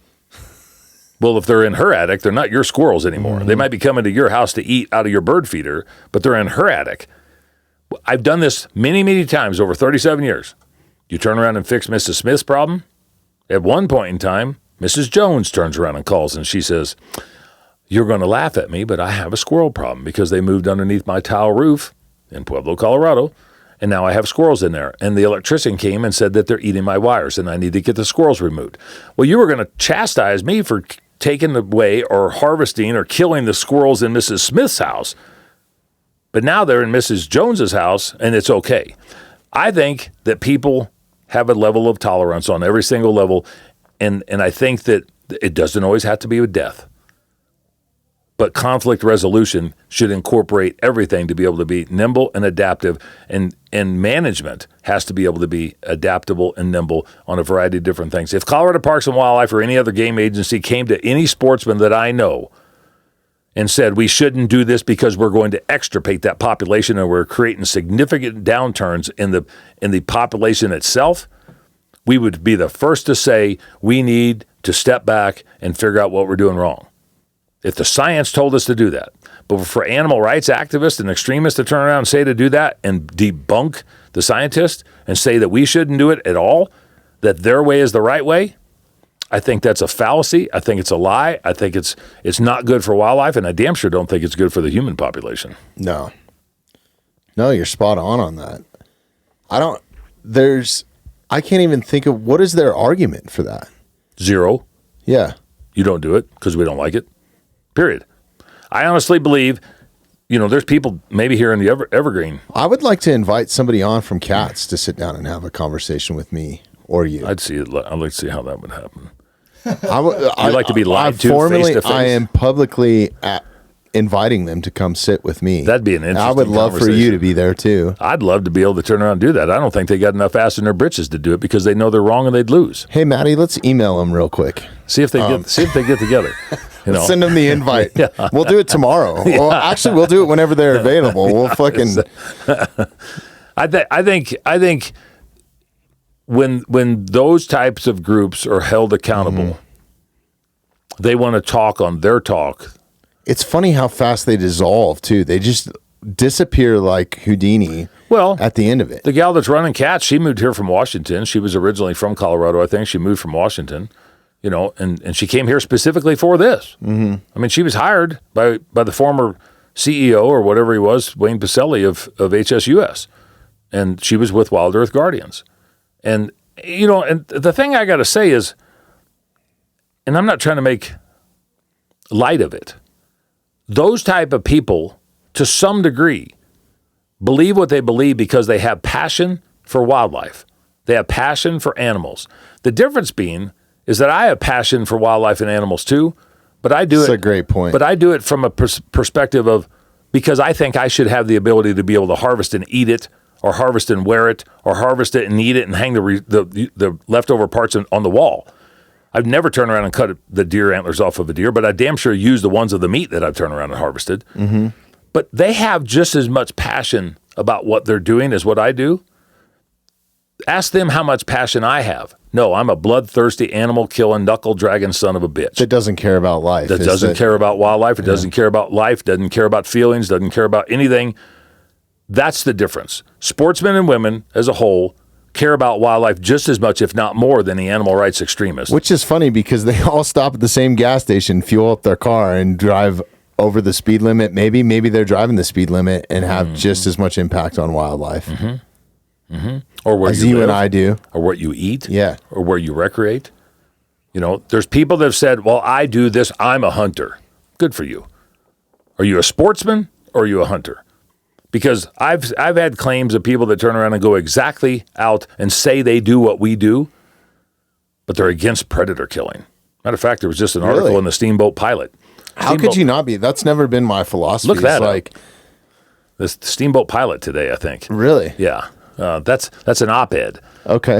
That'll add some flavor into some different things. I mean I think it should come up today. You hit the wrong button. That's the technology. It's an op-ed. Yep, the one down there on the far left. Do cougars require killing? Guest column. Yeah. I mean, look, these people have their different perspectives. I fully understand that. I'm willing to acknowledge that. I don't agree with it. They don't even agree with ours. They just think that we're, like I say, animal killing sons of bitches. Mm-hmm.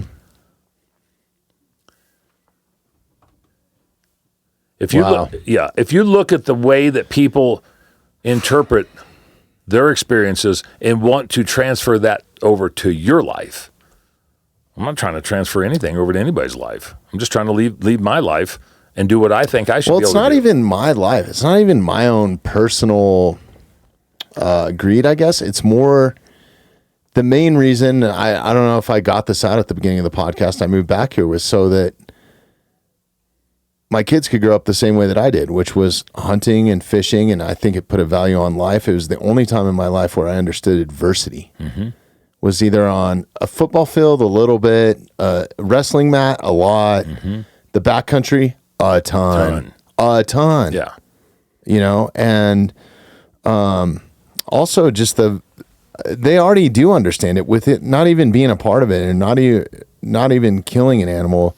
Just we consume what I hunt, and they value it. And you look to go do it again whether you hunt and are successful or whether you're unsuccessful. To the point where they prefer it over beef. Dad, are we having elk tonight? Yeah. They know the difference between different. Is this bison or is this elk? What are we having? Exactly. Oh, well, elk's my favorite. Well, we're out elk, so I got to go get another one. You know what I mean? Like those are the conversations that we have. And if I don't get one, then we got to go get chicken nuggets or whatever. Yeah, and to the point that they understand that that's not what they want to eat, right? Yeah. Like it's awesome, man. It's a bonding experience, Horace. Like a lot of times I'm cooking it outdoors, right? So I'm out on my grill. I bring it in on the cutting board, let it rest, and it doesn't damn near even get plated. Everybody kind of gathers around the cutting board, and it's go while it's hot. You know, it's like, I don't know, just that sort of bond is what I really cherish. And I want it was something that I experienced as a kid. It was something that was held at a high regard in my family for generations. Even these cattle ranchers that raise cattle had a value on elk. Yeah. It's a privilege. It's an experience that is hard to quantify or qualify to the average person. It's an experience. What you prepare for to provide for yourself. Why do you think so many people like to have greenhouses?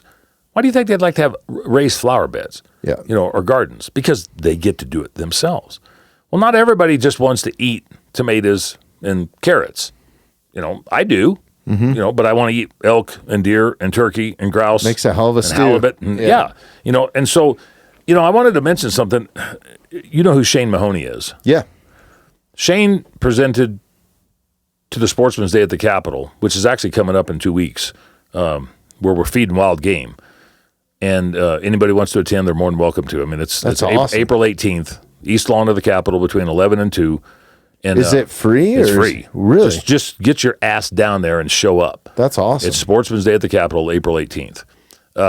You don't have to have an invitation. It's an outside event, but we'll put between 400 and 700 people on the East Lawn of the Capitol, and maybe more if they turn around and listen to this damn thing. But Shane told the crowd, and I've heard him say it before, wildlife does not happen by accident.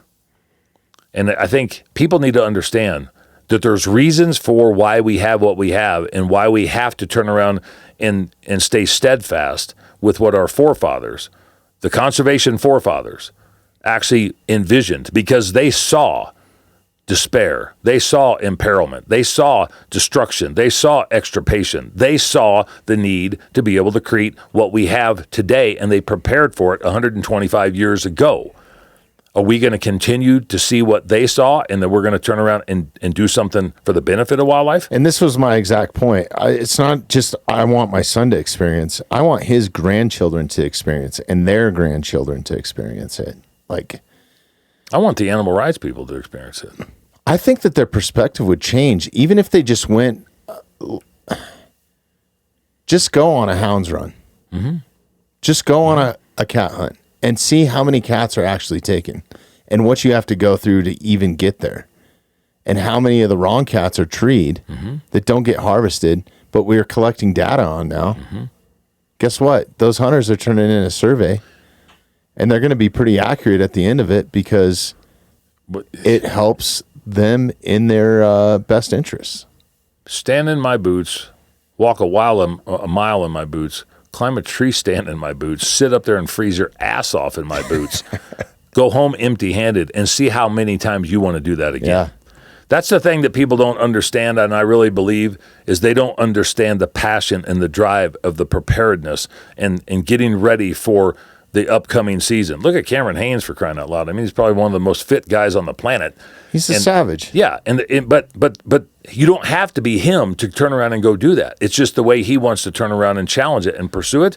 But look at the effort that goes into preparation for a specific season and a method of take and a species and a location.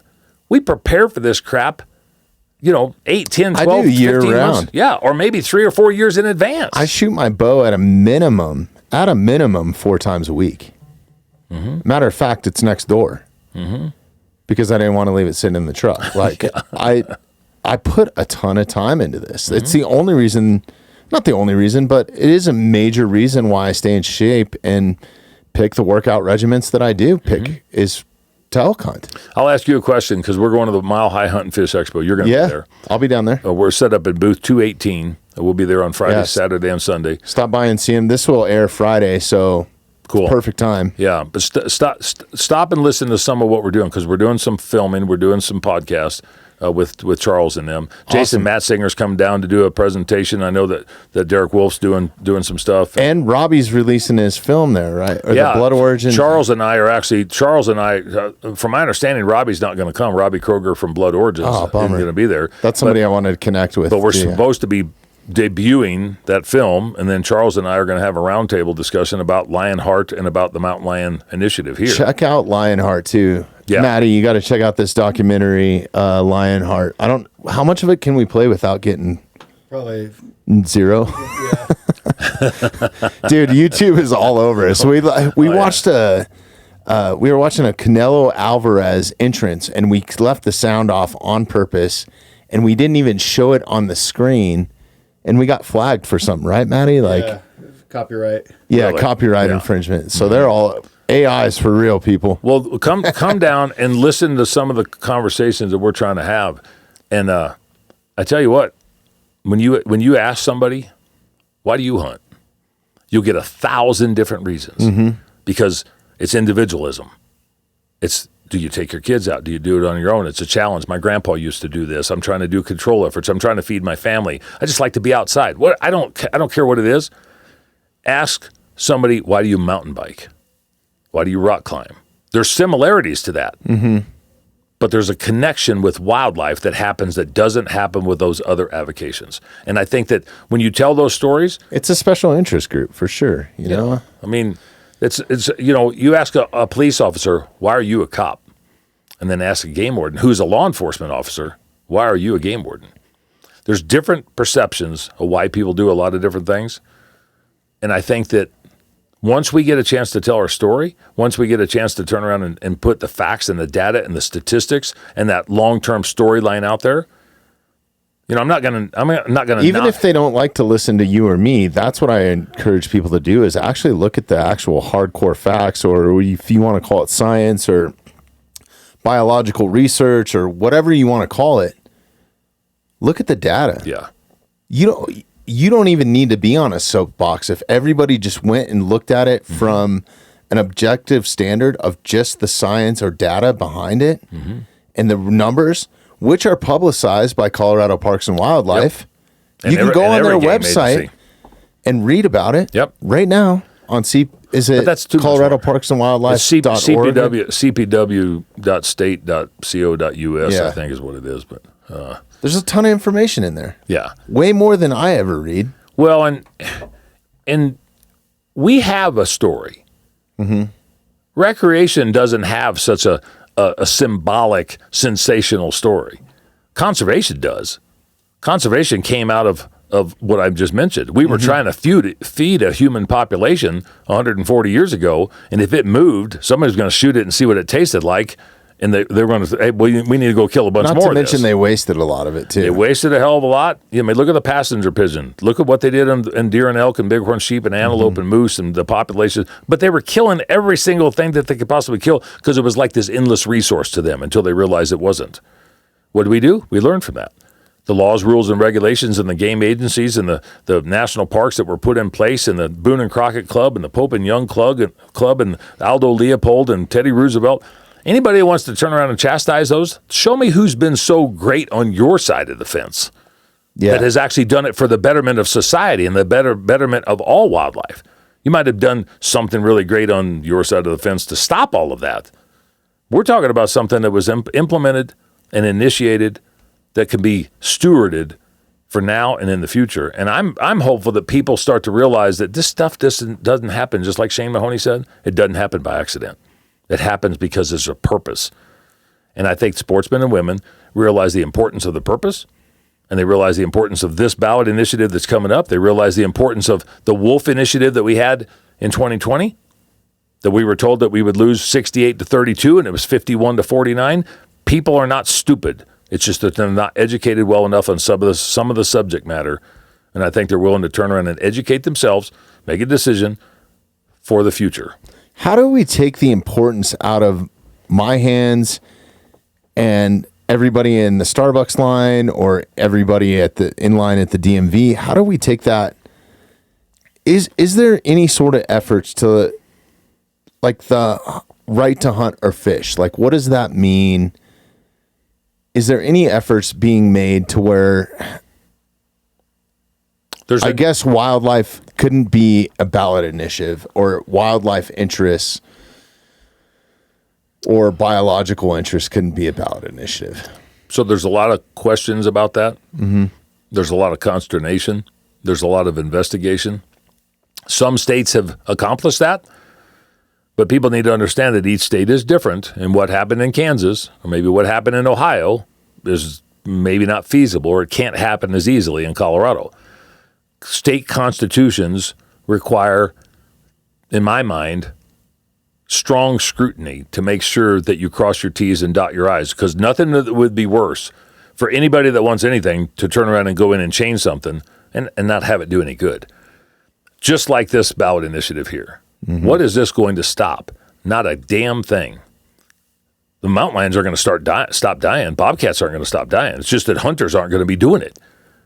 So if you really want to change it, what are you going to turn around and do to Which change I think all is of the it? biggest point. Well, I think that is. And so if we look at a right to hunt and fish, or we looked at a right to wild harvest, or whatever the hell it would be called, you need to cross your T's and dot your I's to make sure that you're not only doing it for the common good, you're doing it for the wildlife, you're doing it for the ability to manage that wildlife and to be able to adapt. Because once you do a constitutional amendment, you better have your ducks in a row. You're not doing it for just the next 2 years. Yeah. You're doing it for the next 2 decades, or maybe the next century. That's where people need to. We have short-sightedness. Just like I was talking about the life of a deer. You know, most people can't pay a car off in 5 or 6 years, but they expect to, be able to solve all wildlife issues in 2. and so, I mean, we have the ability to plan and maneuver, but as wildlife populations grow or diminish, and land use grows and or diminishes, and habitat grows and or diminishes, depending on what it is, game wardens and scientists and biologists have to make the determination, not just for now, but what they're going to do 5 and 10 and 15 years from now. But It's literally a moving target. It is. And whether it's a hunter targeting them, or cars, or houses, or fences, or migration obstructions, like habitat loss, depredation, disease, solar sightings for solar fields, wind fields. You don't think that has an adverse effect on wildlife? How about just turn around and putting a concrete barrier down a 2-lane highway where they've done on some mountain roads to make sure people don't run into each other? But it's a concrete barrier that's 3 foot tall that maybe something can jump over, but they're going to hesitate and stop. What the other stuff, the little stuff, can't go underneath. Yeah. And they can't jump over. Do we consider about wildlife at any level on a grand scale? We talk about it. We got overpasses that we mentioned. What about the fences up and down I-25 that go but east and or north and south, both directions? Those are there to help the wildlife to be able to get to a point where they can cross under. There's no overpasses there, but to where they can cross under. We do a ton of stuff on the wildlife in that respect, but it always has the human involvement. How about just to turn around and deal with the wildlife? And I think hunting and fishing have proven their path and the successes over the last century and a quarter, that also benefits wildlife. The reason we have such magnificent wildlife populations in some areas is because, just like I mentioned about the mountain lion harvest, there's regulations. it's regulation. It's an abundant resource. It's an abundant population that needs to be managed in some capacity with all the other species. But it's not only just a regulation, right? So it's the involvement of humans to implement those regulations. Well, yeah. Yeah. Yeah, I mean, the population of Colorado is at 5.9 to 6 million people. They're saying we're going to be at like 8.5 in 25 Really? I thought we years. were 7 right now. No, 5.9 or 6 Really? million. Okay. I'm sure you've talked about this a lot. I talked about it too much. You know, one of the facts, and this was a few years ago, that just blew my mind when we started looking at it, and I think my buddy Jeremy pulled it up from behind the thing. He's Googling it now, so Yeah. he's going to see if he's fact-checking me. See. Yeah, there we go. Yeah. And so what will Colorado's population be in? See, there you go, 5.9 million people. 5.9 million. See, why the hell are you questioning me? I'm not. I'm just. I think at one point, like this year, I mentioned that there were 7 million people living in the state of Colorado, so I was wrong. I'm calling myself out. Now, numbers that should be concerning to people is, and we don't look at this because we look in a microcosm. We look in the minute component of what we deal with on a daily basis. In 1900, 80% of the population, human population, lived in the rural landscape. 20% lived in the cities. In 1950, it was a 50-50 split. In 2000, 20% lived on the landscape in the rural economy, and 80% lived in the cities. Wow. That's where you start to look at, okay, what are we doing for natural resources? What are we doing for wildlife? What are we doing for water? Because those people aren't just living with it. They're taken away from it, but they're raping and pillaging it on one side, and they don't even have to be on it. But the difference is, in 1900, there was very little recreation. Today, we have more recreationists than we do anything. I saw a statistic during the last gubernatorial election that 94% of all Colorado residents recreate outdoors in some capacity. Now, that might be walking, might be taking your dog out, but 94% recreate outdoors. That's awesome. That's fantastic. Yeah. Except the only people that are paying for the majority of the wildlife component of that, whether it's adversely or otherwise, are sportsmen and women. not to mention some of the open spaces and habitats you have to recreate in. Yeah. Right? Like, I think 40% of the state is public land. 26 million acres is public land, and a significant amount percentage-wise, yeah. But just because you have open space, if there's not wildlife on it, it's not a habitat. It's just open space. Yeah. Because people say, well, there's wildlife habitat here and wildlife habitat there. Not if there's not wildlife there. I mean, it's like saying I've got a collector car garage, but, I got a building with no cars in it. It doesn't mean I got a collector car garage. Right. It's like I might have a four-wheeler and a tractor in it. That's all there is. Yeah, no, those are all great points. We're at almost 2 hours now. We're going to wrap this thing up, but I want to give you the last whatever amount of time that you want, because I feel like every podcast, and this one included, I was going to do this much earlier on, was just give you the platform. And I was going to ask questions along the way. Good conversation. Yeah, no, it was awesome. I guess we never have an agenda when I bring a guest in. It's just a natural conversation. I didn't send you a list of questions or a scripted thing. Nope. We literally just shot from the when hip. you're full of crap, you can talk about anything. So not you, me. Well, so no. No, I don't think you're full of crap. You're one of the most educated people in this. But first, right out of the gate, like, if people want to get involved and whatever you want to talk about for the last however long, like, the platform is yours. So obviously, to try to defeat ballot box biology measures like this, which we don't believe in, as I mentioned before, people need to understand, if the scientists came to us and said we should not harvest mountain lions and bobcats because it is detrimental to the health and well-being of those populations, we would be the first. We'd want to see the facts. We'd want to make sure that it wasn't agenda-driven. We'd want to see the data. But we would be the first to step up and say, what do we need to do?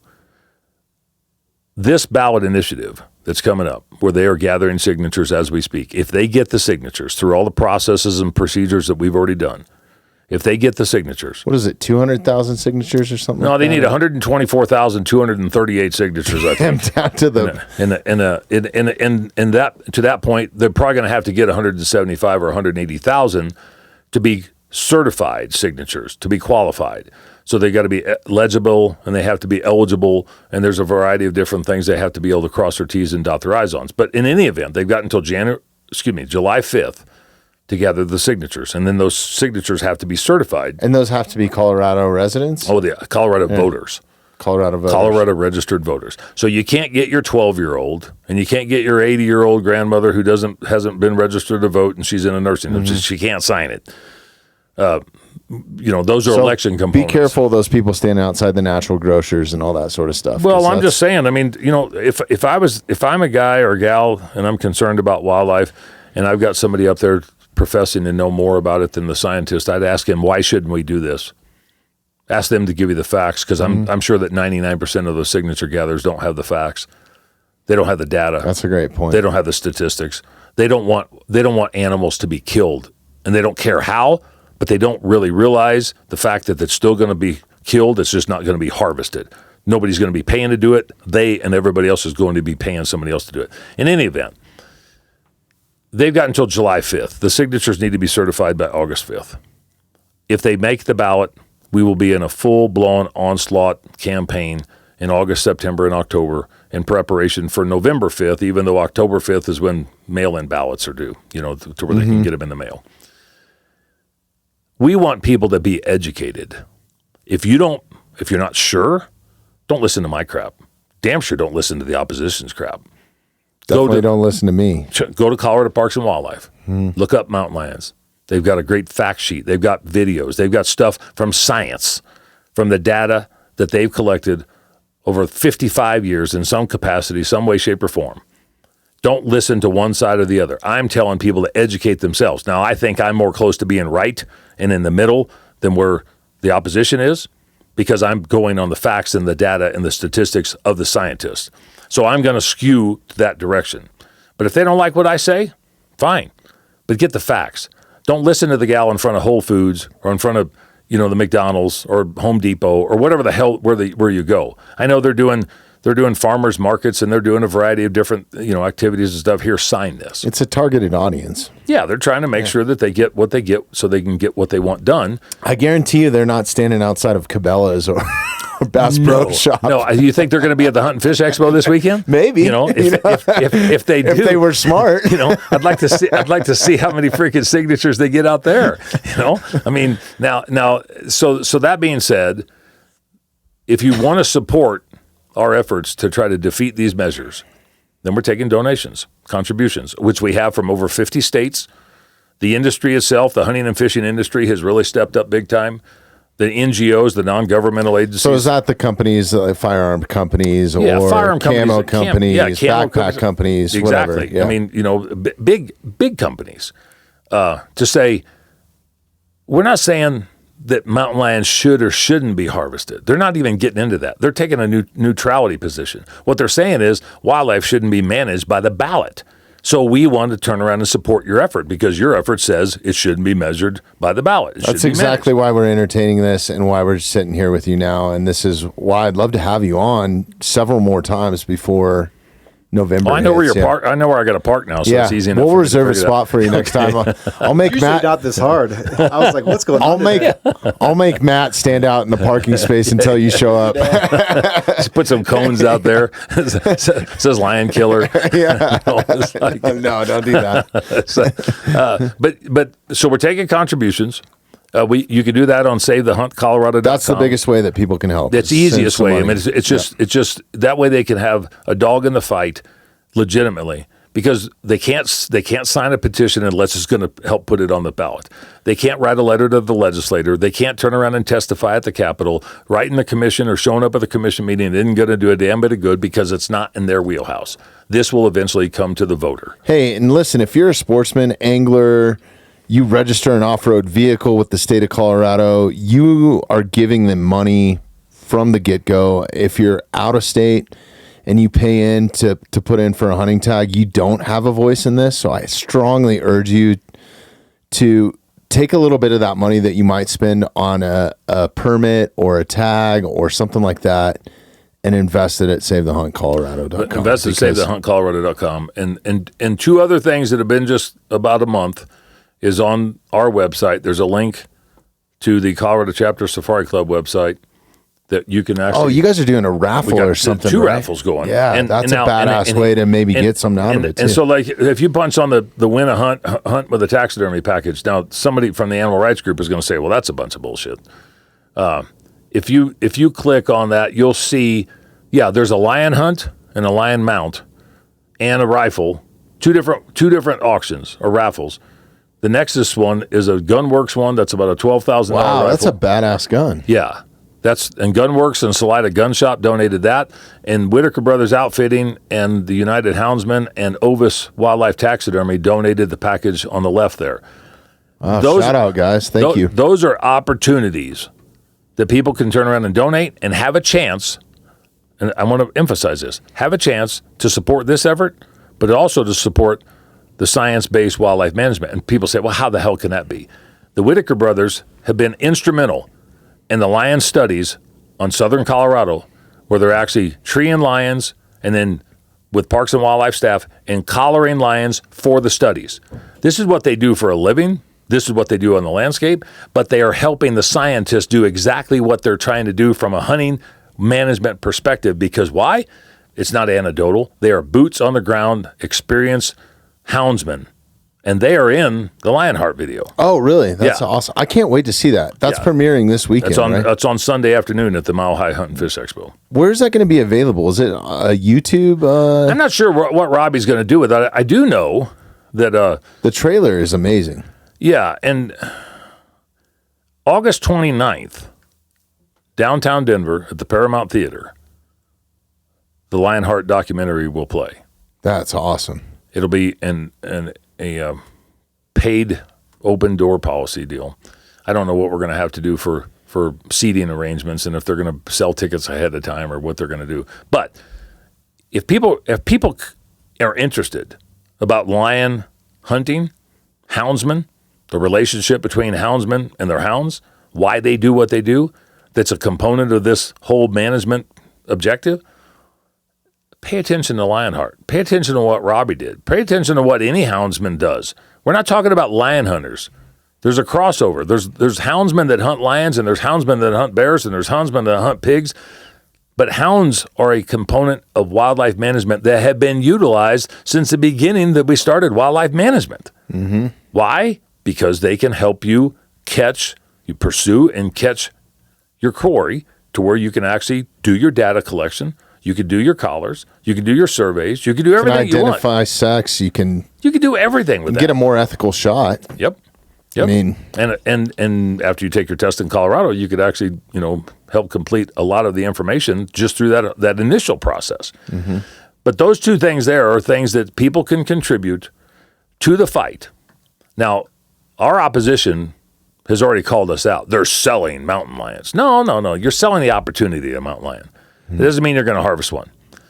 It's just that people that put money into conservation efforts from foreign countries to North America, to South America, and all around the world, put money into conservation for a variety of different reasons and benefits that they get or that the economies and the cultures of those countries and those counties or those states get.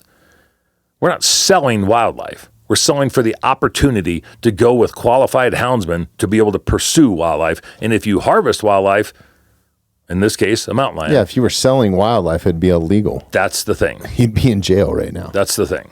So those are the things. And if you look at farther on that website, there's a couple videos that are playing. And you can, those are like that one there. Those are things that we actually kicked out. There's a bunch of variety of videos that talk about the North American model. It's got the prohibited we actually, trophy hunting. During Charles too, if you go to the mountainside, we reposted Good. Yeah. Good. That same, and that's something that's been very gracious of you guys that I appreciate because you're super smart when it comes to you. It's given you so many more platforms. Yeah. Right, by just making those available to download. So you can download, if you have a platform and you want to share those videos, share them. You guys have made them available to anybody and everybody to download, to use for social media. Yep. The cinematography is great. The message is great. It's unbelievable. Definitely go and watch the videos, no matter what side of the fence you're on.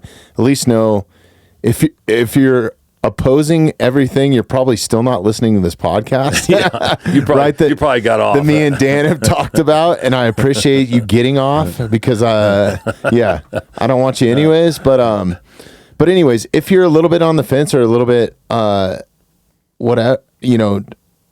uneducated in this or don't understand and you don't want to just take our word for it, please listen to Dan. Go to Colorado Parks and Wildlife. The studies are there.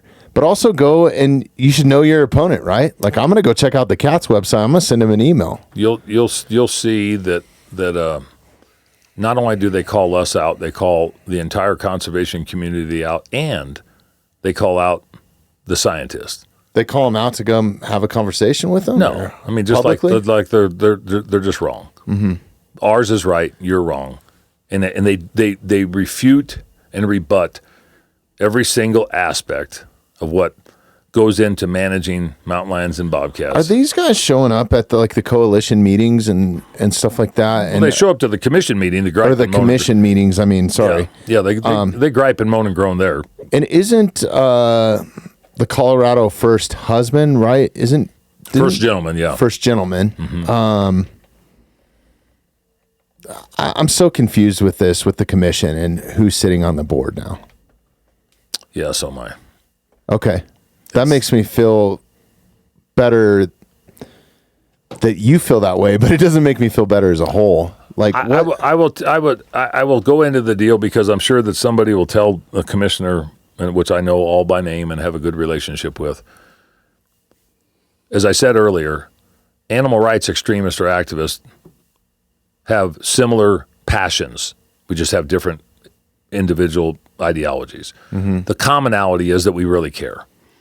There's commissioners that I've dealt with over the course of the last 25 years since I've been playing in this game, up to today's commissioners, that have a different perspective. But once I think they see the facts and the data and the statistics and they are educated on that, they start to come a little bit more center. That when they maybe got there, they don't feel as much as the same as what they are now. And I think that comes from experience, just like what I talked about, boots on the ground. When you get into the weeds on this stuff, I mean, I've had commissioners tell me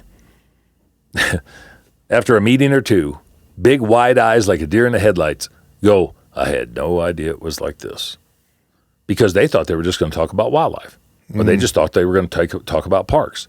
The stuff that goes into managing our natural resources in 961 species with 5.9 million people and 84 million visitors, the stuff that goes into that with 33,000 property owners in the state of Colorado that claim to be ag properties from 40 acres on up, when you have that sort of influx coming in with a $300 million agency that you're supposed to turn around and suit 5.9 million people, there is no idea that you can comprehend if you're on there for 8 flipping years. You don't know what the hell you were talking about when you left because everything changes as you go.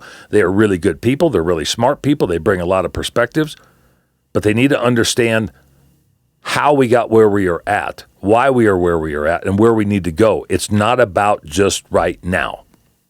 And I think that when Governor Polis or when Governor Hickenlooper or Governor Ritter appoints people, they're appointed because of their status on the landscape or their profession, or maybe it's an agenda. Mm-hmm. But I honestly believe, like I do with the general public, that the average commissioner becomes more educated and more centric to realize it's not as easy as black and white. There's 50 shades of gray in this wildlife management side of things, and they need to be able to figure out where to make the right decision and where to make the wrong decision. And they have to be able to turn around and live with that, because when they're gone, after 4 or 8 years, this impacts so much. The wildlife's still going to be here. Yeah. So, I mean, I admire, and I've been a volunteer for way too damn long. I was appointed under Governor Polis. I was appointed under Governor Hickenlooper. I didn't vote for either one of them. I sit in different positions right now, speaking at different levels pertaining to messaging and wildlife education. And when you sit there long enough and you see the nuances and the caveats of what goes into being able to do what this agency does, every agency in the United States and in Canada has the same flipping problems. It's just that sometimes they're worse and sometimes they're not. There's ebbs and flows and peaks and valleys. And I think that if the average person on our side, I say non-commission side, animal extremist and consumptive user, you know, the downright hook and bullet guy. These are not bad people.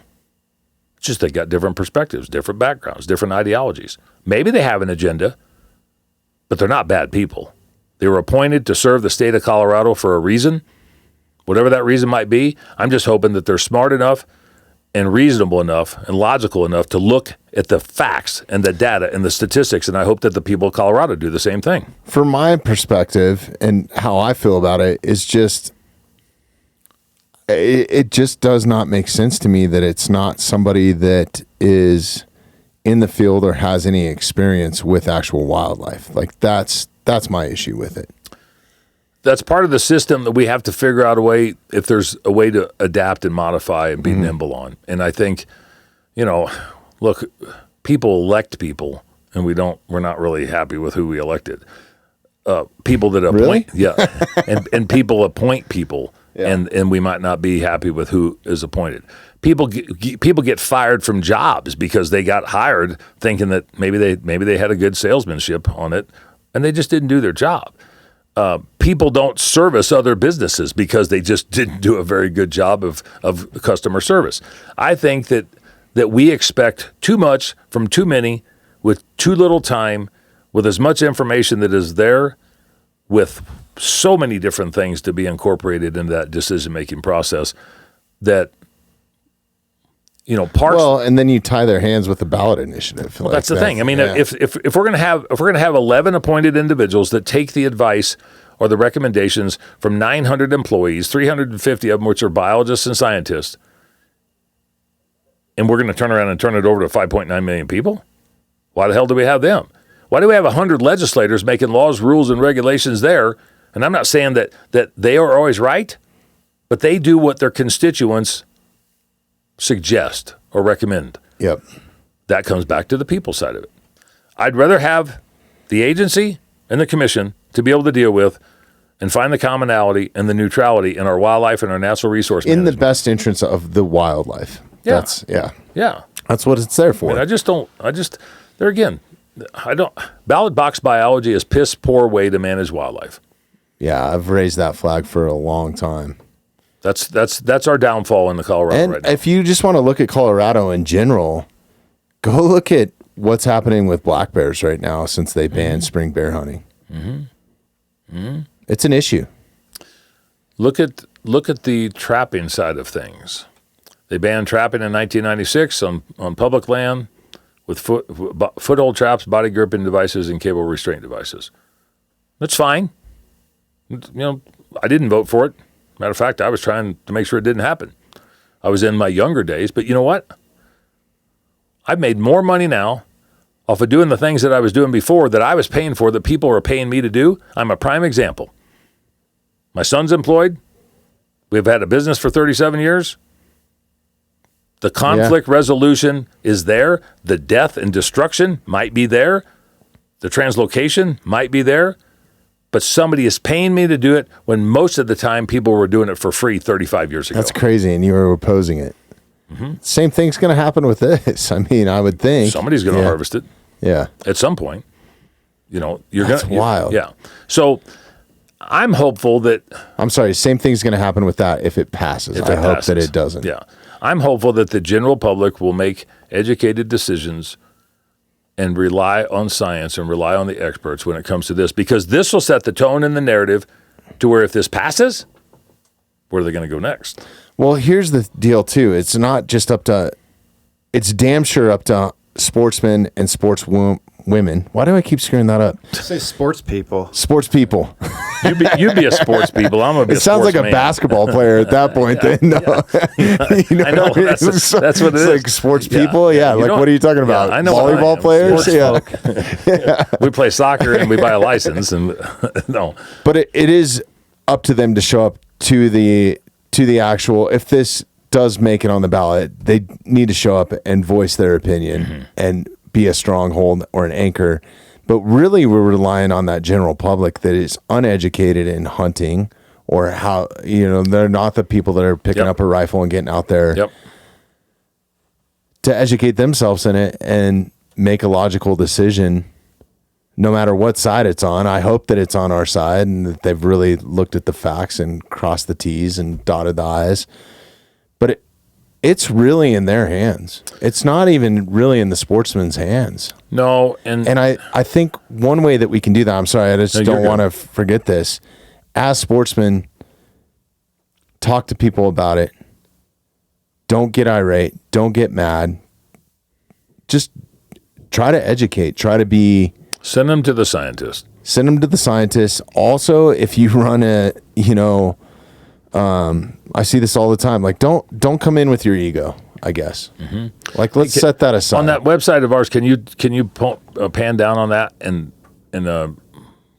not that far. Keep going. Down. There should be a spot on there. Keep going. Keep going. No, it's on there somewhere about. There should be some other videos in reference to the Colorado Parks and Wildlife study. So it might be on that one.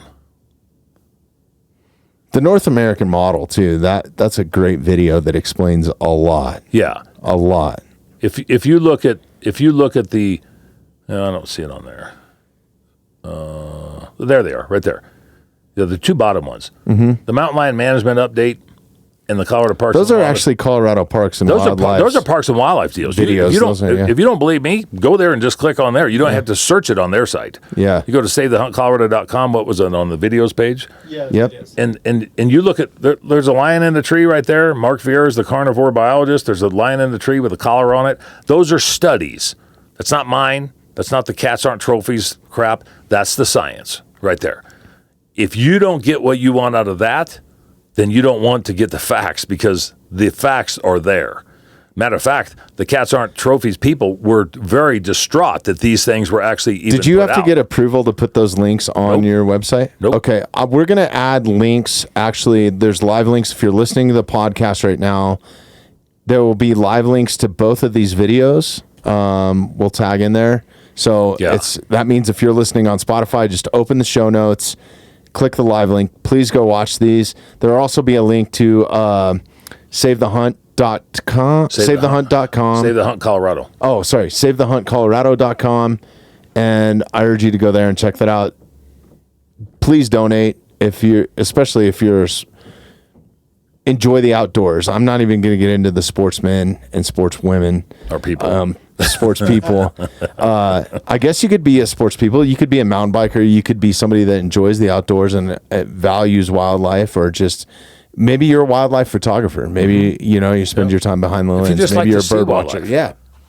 I mean, as Shane Mahoney said, wildlife does not happen by accident. If you care about wildlife not happening by accident, pay attention, because this can adversely affect what we do for wildlife and management and populations over the course of the next year, 2, 10, 15, 30, 50, because this is a ballot initiative. It's not a regulatory issue, and people need to pay attention. Hell yeah. Let's end on that note, Dan. This has been awesome. Anything else that you want to No, I appreciate the opportunity to spend time with you guys. Go check out Eastman's this month. Thank you. Yep. This is awesome. Thank you, Eastman's, for backing this. This is awesome. Derek Wolf on the cover. That's awesome. SaveTheHuntColorado.com. Howl for Wildlife. There's some information there. Yep. Shout out to those guys and Charles. We'll see him this weekend. Yep. Get down to the Mile High. Is it Mile High Hunt and Fish Expo? Yeah, it's Mile High Hunt and Fish Expo. I think that the website is Mile High Hunt Expo. Stop by the booth. What's the booth number? 218, and I think Howell is at 219 or 220. They're right next to us. You guys will be there. Yep. Come meet Dan. Come meet Charles. Awesome people. And thank you so much for your time, man. This has been awesome. Appreciate it very much. Thanks, everybody, for listening. Matt, let's take us out. Thanks for listening to the Mountainside Podcast. If you haven't had a chance to do this already, please take a moment, follow, like, subscribe, or rate on whatever platform you catch the Mountainside Podcast at. If you'd like some more information on upcoming episodes, safety tips, access to all of our affiliates, and all the badass discounts that we get here at the Mountainside Podcast, check out themountainsidepodcast.com.